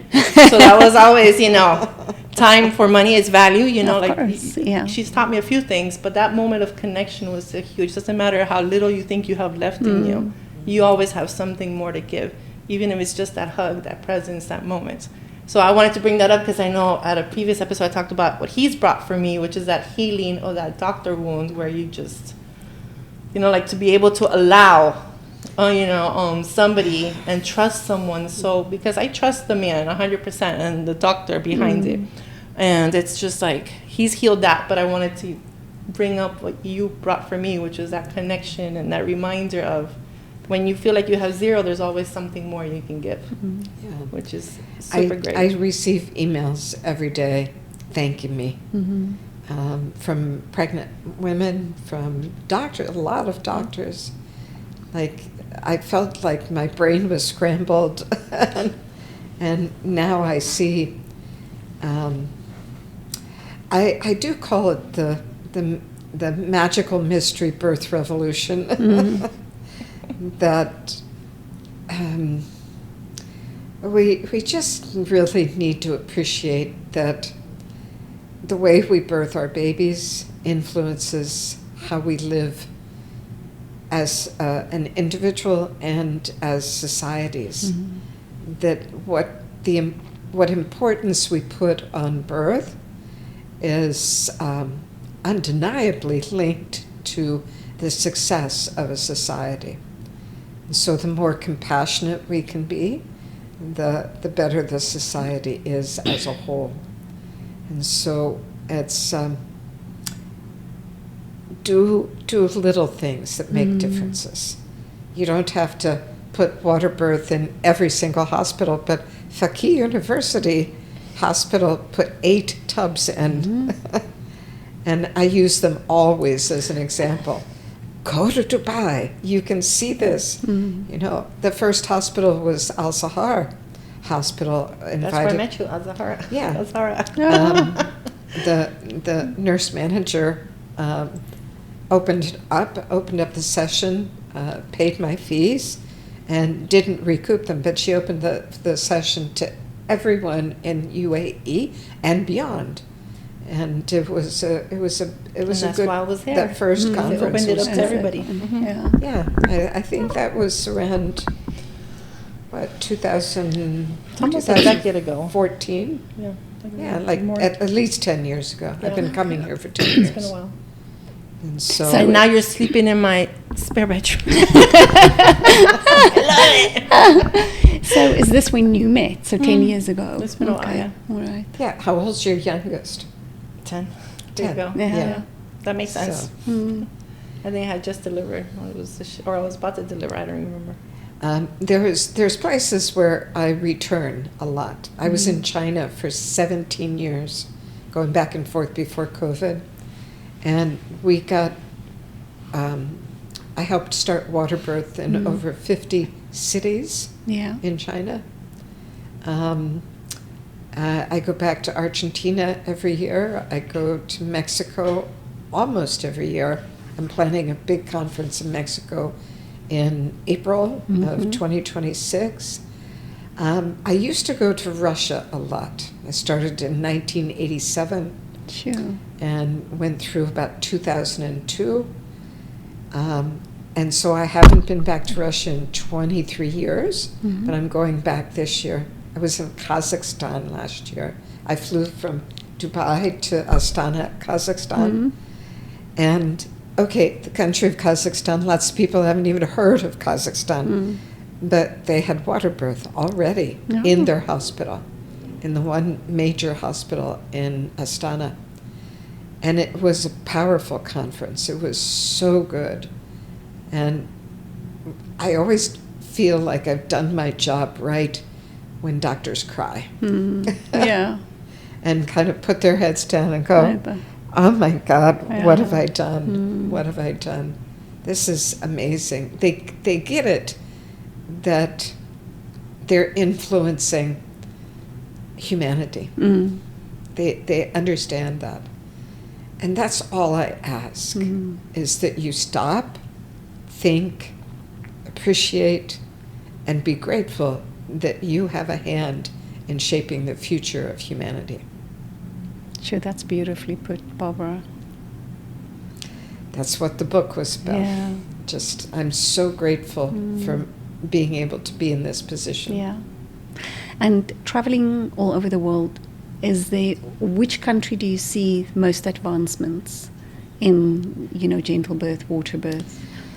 Well, I think the most progress for Waterbirth had happened already in the UK. I have a partner in this business. We've known each other since 1990. Diane Garland is a midwife who and sometimes we travel together and teach, and both of us travel independently. And so the UK has 275 hospitals, and there's tubs in every single one. True. And so, but if you go to Norway, Sweden, Denmark, Sweden not quite as much. Holland, I started going there in 2004, and now Waterbirth. There was no Waterbirth in 2004. Now it's every hospital. But there was Holland in particular. The Netherlands had a history of home birth. 60% of all babies were born at home. But they also had a medical system that took that into consideration. And so if you had a problem with a baby being born or right after birth, they had flying NICUs that would come to the house. Everything Sure. you needed. And you see, as a home birth midwife, I carry oxygen, I have Pitocin, I can help homeopathically with just about any situation. Yeah. And I know what my limits are and know when to transport and when to assist with more help on a greater level, definitely. Can I ask a sensitive question? Because there was an article just published this last, I don't know if you read it in The Guardian for the last couple of weeks on the free birth thing. The free birth. The Free Birth Society. And the message behind it was, most of these women never even go for antenatal care, just birth your baby the way it's supposed to be, and none of that. That's never the message here.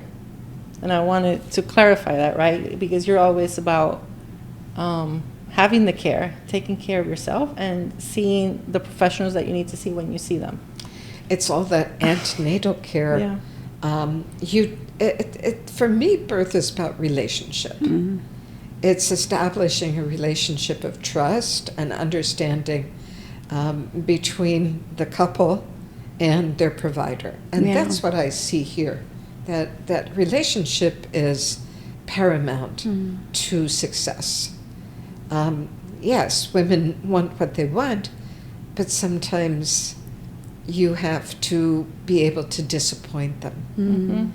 You can't just, take your hands off and sit in the corner when you know that something is not normal, not right. And the Free Birth Society, I I tend to stay away from their posts, and Yeah. Because it's almost like a religion. But it impacts also what we've been seeing. And yes, there's choices. Yes, there's trust in your body. There's trust in the system. There's trust in the process. I get it. We get it. But we do the homework sometimes. We do these sessions. Some of them don't even want to have the sessions. But we get, I'm like, if you want me as your doula, you will go through these sessions with me. And we do go through the sessions. You will find a doctor, even if it's Dr. Agha. You found someone that's safe, that's going to support you. Now the day of birth comes, and they still come in with a shield and don't want to listen, don't want to understand that something is happening. And it doesn't matter how much we say it, in what way we say it. And then we look at, and then the father's not even stepping in because he wants to support her. And then we always see it at the end of the birth where he's like, I should have said something. I should have done something. I shouldn't have just been the enabler. And I feel like because of the conditioning of the lack of trust in the system, some women have taken it a little bit too far. And now we're in that space where we're trying to find the balance. Like, how do you get somebody to understand this is like, this person is telling you something from heart. He's really concerned, not for you, but for your child. Are you gonna, I think I always say there's a difference between stubbornness and just, yeah, you know, like just, are you being stubborn or are you being persistent? Right. Well, which one are you being in a moment? I mean, I had a doctor during my pregnancy with my second baby. I actually went to France to study Waterbirth, just to see if this was something that I wanted to do. Nobody was doing it in 1984 in the U.S. There were maybe, I could count on one hand, the people that had a Waterbirth.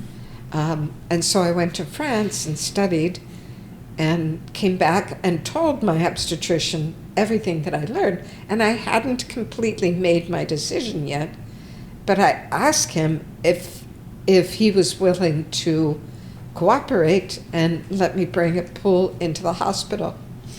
And I'll remember it forever. He got red in the face and his fists were clenched and he pounded his hand on the table and he said, "You're one of them."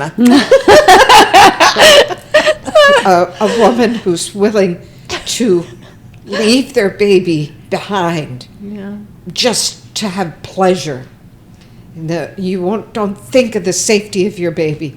And if you do anything like this, I will report you and have your baby taken away from you because you're an unfit mother. And he was screaming at me. Wow.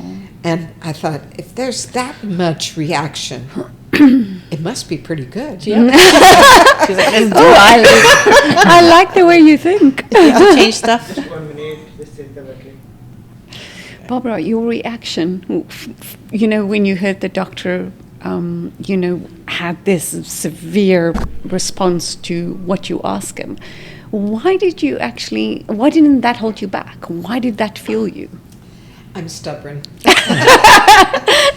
You were persistent, Barbara, not stubborn. Yes, I'm persistent. I had already made up my mind that Okay. after being in the hospital in Pithiviers, France, where Dr. Michel Audin worked, there in the antenatal clinic, there was an entire wall of photographs that were taped to the wall of women giving birth in water, holding their babies in water after the immediate postpartum.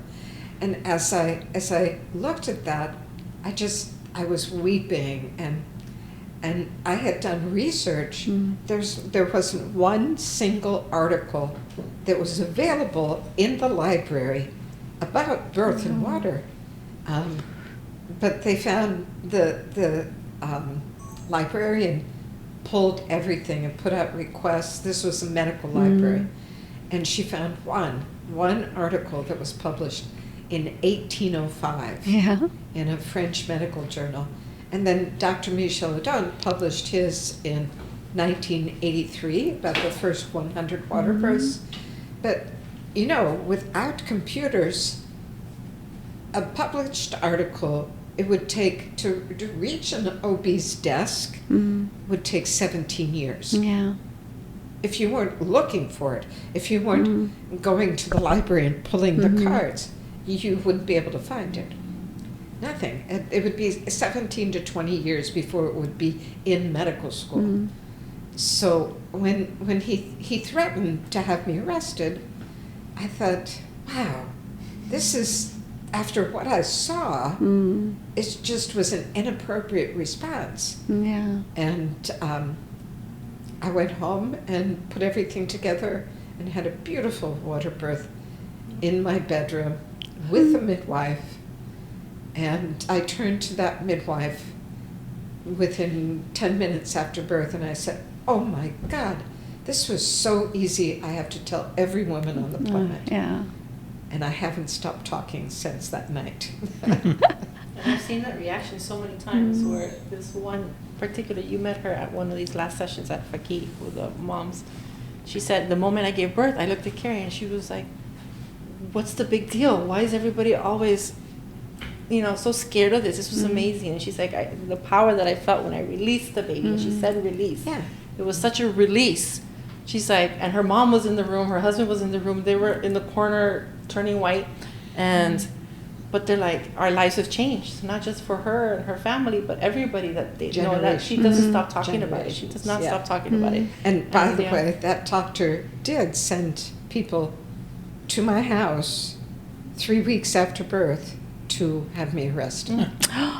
So he did try. And they came in to do investigation. That's called the Children and Family Services and Children Protective Services. And they sat and I told them about my trip to France and described the birth. I showed them the room where the baby was born, and then there was a male and female investigator, and the woman asked me for a drink of water, and I went to the kitchen to get it, and she followed me, and she said, OMG. I just found out I'm pregnant. Can you help me? Would you help me have water birth? And I said, sure. Is this a trick question? And I said, as soon as this case is dropped, all the charges are gone, come back to me and we'll sit and have a discussion. She ended up having a water birth. Oh, wow. Yeah. So in the beginning, I don't know if you know about my Instagram account, but I have two. One for the business, which is Waterbirth INT. Yeah. And then my personal is the Barbara Harper. Thank you to my daughter who made the accounts for me. I had no choice. And my team in my office just posted a 31-year-old appearance that I did on television, national television, talking about water birth. And so you can see that clip on my Instagram accounts. Yeah, I will definitely go and have a look at that. Yes, I look at that, and I'm still saying the same things 31 years later. But I was so young. I was in my 30s, and it was amazing. Yeah. It was absolutely amazing. But you're still young, Barbara. You're still young? You're still young. Because you're still young. But it's not just water birth. When I birthed my, what baby was this? Number 4. I was birthing baby number 4. And I lied, it was number 3. 3 or 4. It was 3. I was laughing. I was making jokes even as I was birthing the baby. And that's just how I cope. I'm just funny, I guess, sometimes. And I remember the next morning, the doctor walked in, and he was a pediatrician that I already knew because I had seen him before.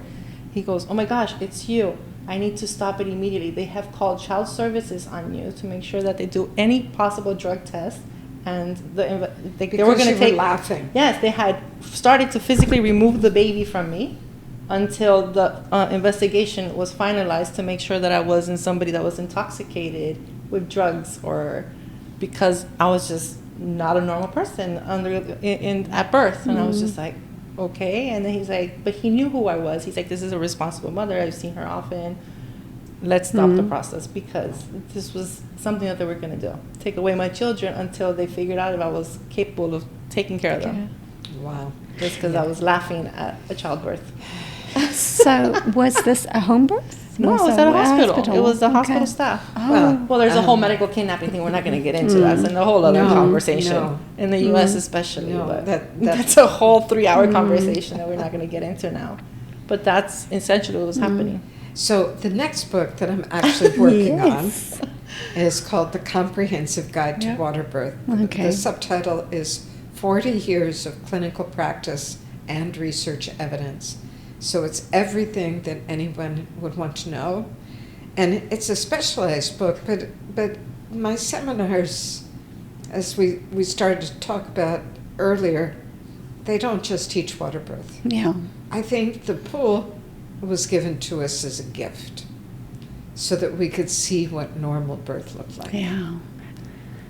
that we could see what non-intervention looked like. And it has remained a huge gift. And that's why I have more invitations than I can handle in 1 year. And 2019, I was in 19 countries. Wow. In 1 year, I flew 145,000 air miles in 1 year. And I don't want to put my body through that anymore. Yeah. Because it's and then COVID happened, and I went back to work in a birth center and attended over a 4-year period about 150 births again, and it was good. It was really good to be the person to educate and then be at the birth and then see them postpartum. And those moms call me all the time, and lives get changed. Yeah. Definitely. Providers' lives get changed, and family lives get changed, and it's good. So the book after After this one. after the Comprehensive Guide to Waterbirth, everybody's been asking me for a book about my travels and stories and the places where birth has changed. So some of that will be in the Comprehensive Guide, because I've asked people to, in different countries, to write their contributions of how waterbirth changed their practice. So you'll be up for it. And then I would really like to see a global conference. And I'm looking for places to host a global conference where we can get financial support as well from both government agencies and individual hospitals. But I see Dubai as one of the best places to do that, because it's so accessible from Africa, from Asia, from Europe. U.S. people don't travel this much. But we've never been able to hold a big conference in the U.S. because of visa problems. Yeah. And even more so now.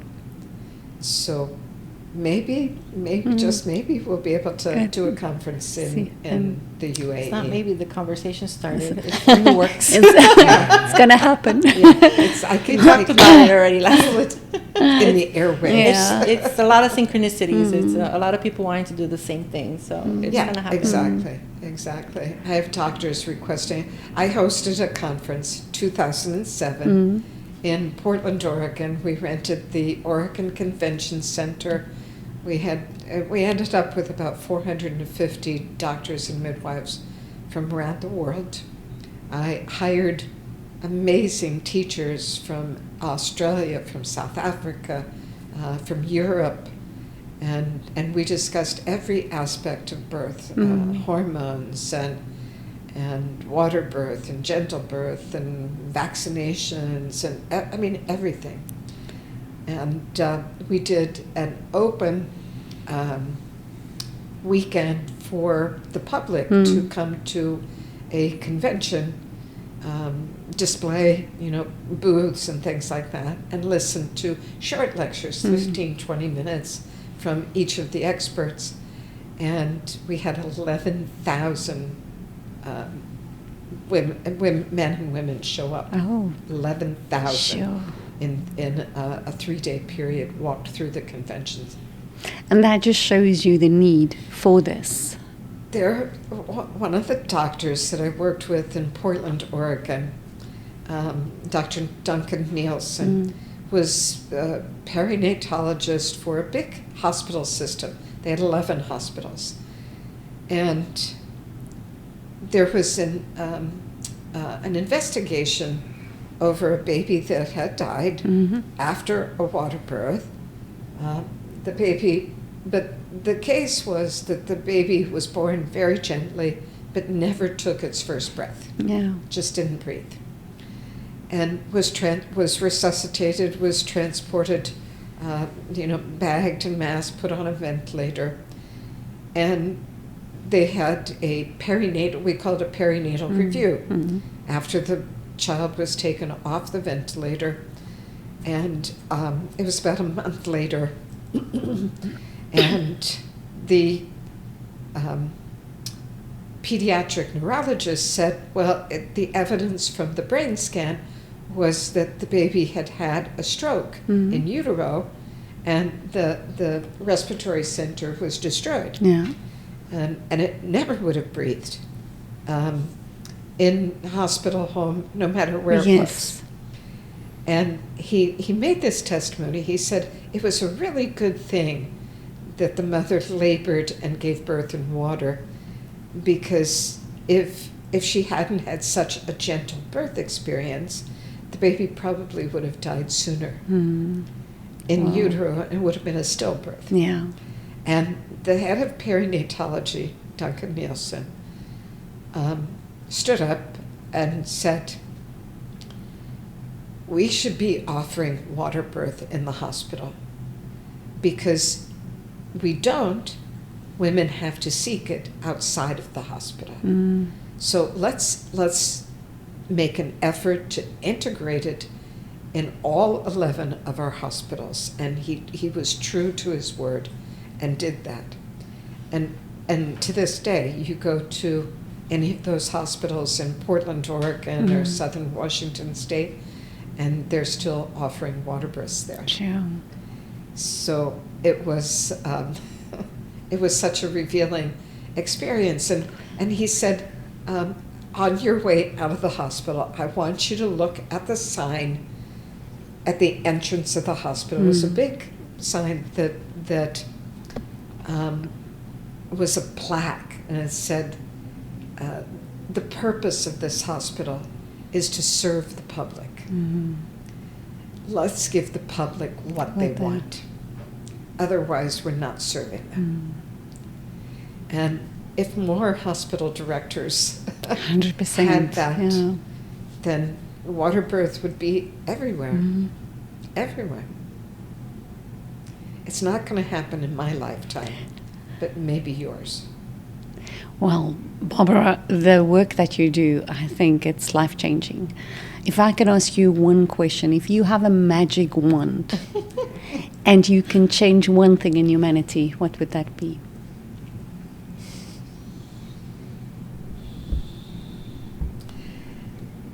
I would have to say continuous attachment of mother and baby.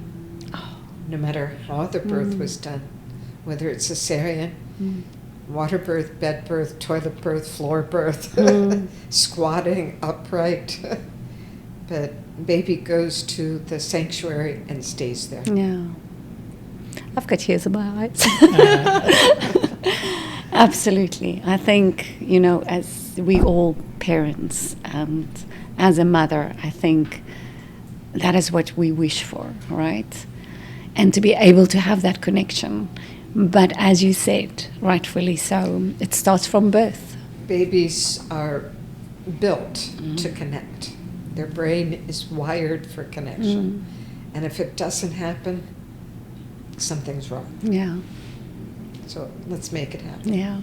Well, thank you very They need it much. as much as their breast milk and their Yeah. mom and everything. They need that connection. Yeah.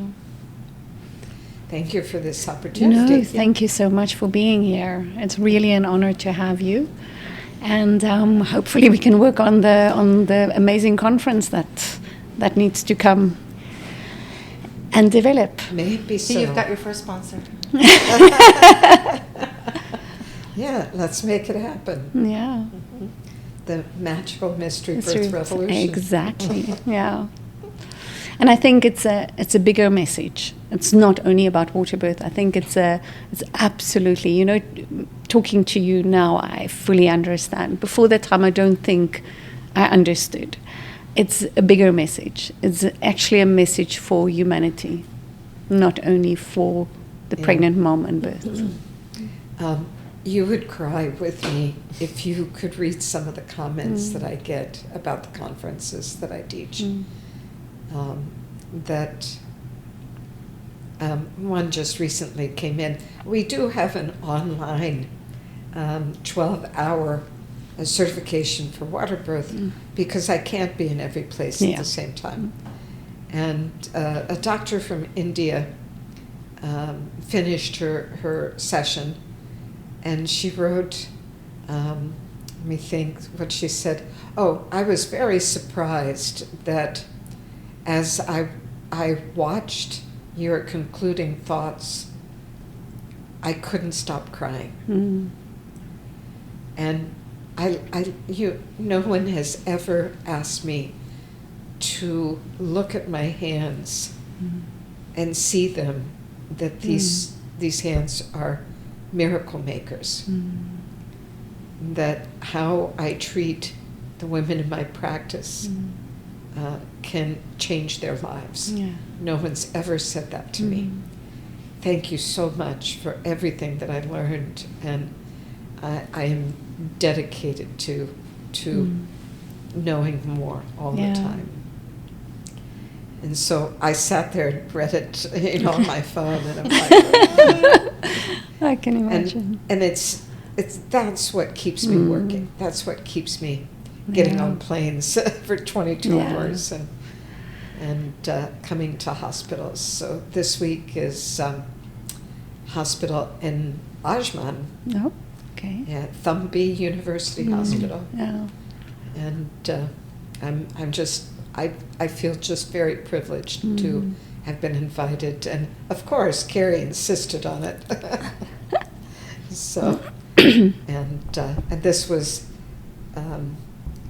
part of the program for this week. Yeah. So, Well, thank you very, very This was the much. first stop on her This is itinerary. it. can you tell I'm I wouldn't- tired? Actually not. That's good. Excellent. Dr. Agha, thank you so much for being here. It's my And pleasure. if I can ask you the same question, if you have one magic wand to change, it doesn't have to be in what you do on a daily basis. What would you change in humanity? Well, there's lots of changes. More than one.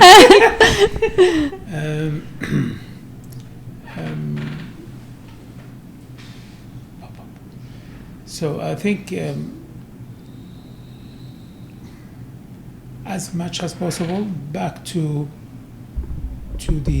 nature, and try to be as natural as possible, with acknowledging the limitations or the difficulties or the challenges. But we should keep acknowledging and recognizing that we are not machines in any way. We live and we are human beings, and that's a completely different thing. Yeah. So when it comes to connection, communication, how we think, how we work, how the expectations from us, we are human beings, we are not machines. And we shouldn't forget that. We just keep this in our mind. I think that will bring more peace, more happiness, more pleasure to whole humanity, even without making lots of inventions or developments. 100%. But will make us feel satisfied about ourselves and what we do. And I think that's important. Yeah. No, I fully agree. And Caridad, You're asking me. I'm going to ask you as well. Well, for me, it's just the remembering. People remembering that they're a big deal, that their life matters, that every decision they make matters, and that they're not invisible. Because I see that so many times where, let's say in the birth world, the medical staff just feel so invisible, like they don't matter. They don't realize that, of course they do. They can impact so much. And then the woman, by realizing that she matters, she makes every decision walking in. I walk into space, I'm noticed because I matter, and I feel like I matter, and I want everybody to have that same feeling, because everybody should walk in and we're like, wow, we're here. We all matter on such a big, I don't know, on a big level. And I think together, because if we take ourselves seriously and we take our lives seriously, we're going to make all these changes together. And I think that's one. Yeah. Beautiful. And I want to thank you, Caridad, Barbara, and Dr. Agha, because I think the synergy that you see here, the way to move forward in future is to have these discussions and to get the message out there, Barbara, what you've actually, your whole life, this is what you're about. And so thank you very much. And I hope we can continue this at some point. Thank you. Super. Thank you. Thank you. Thanks. The guy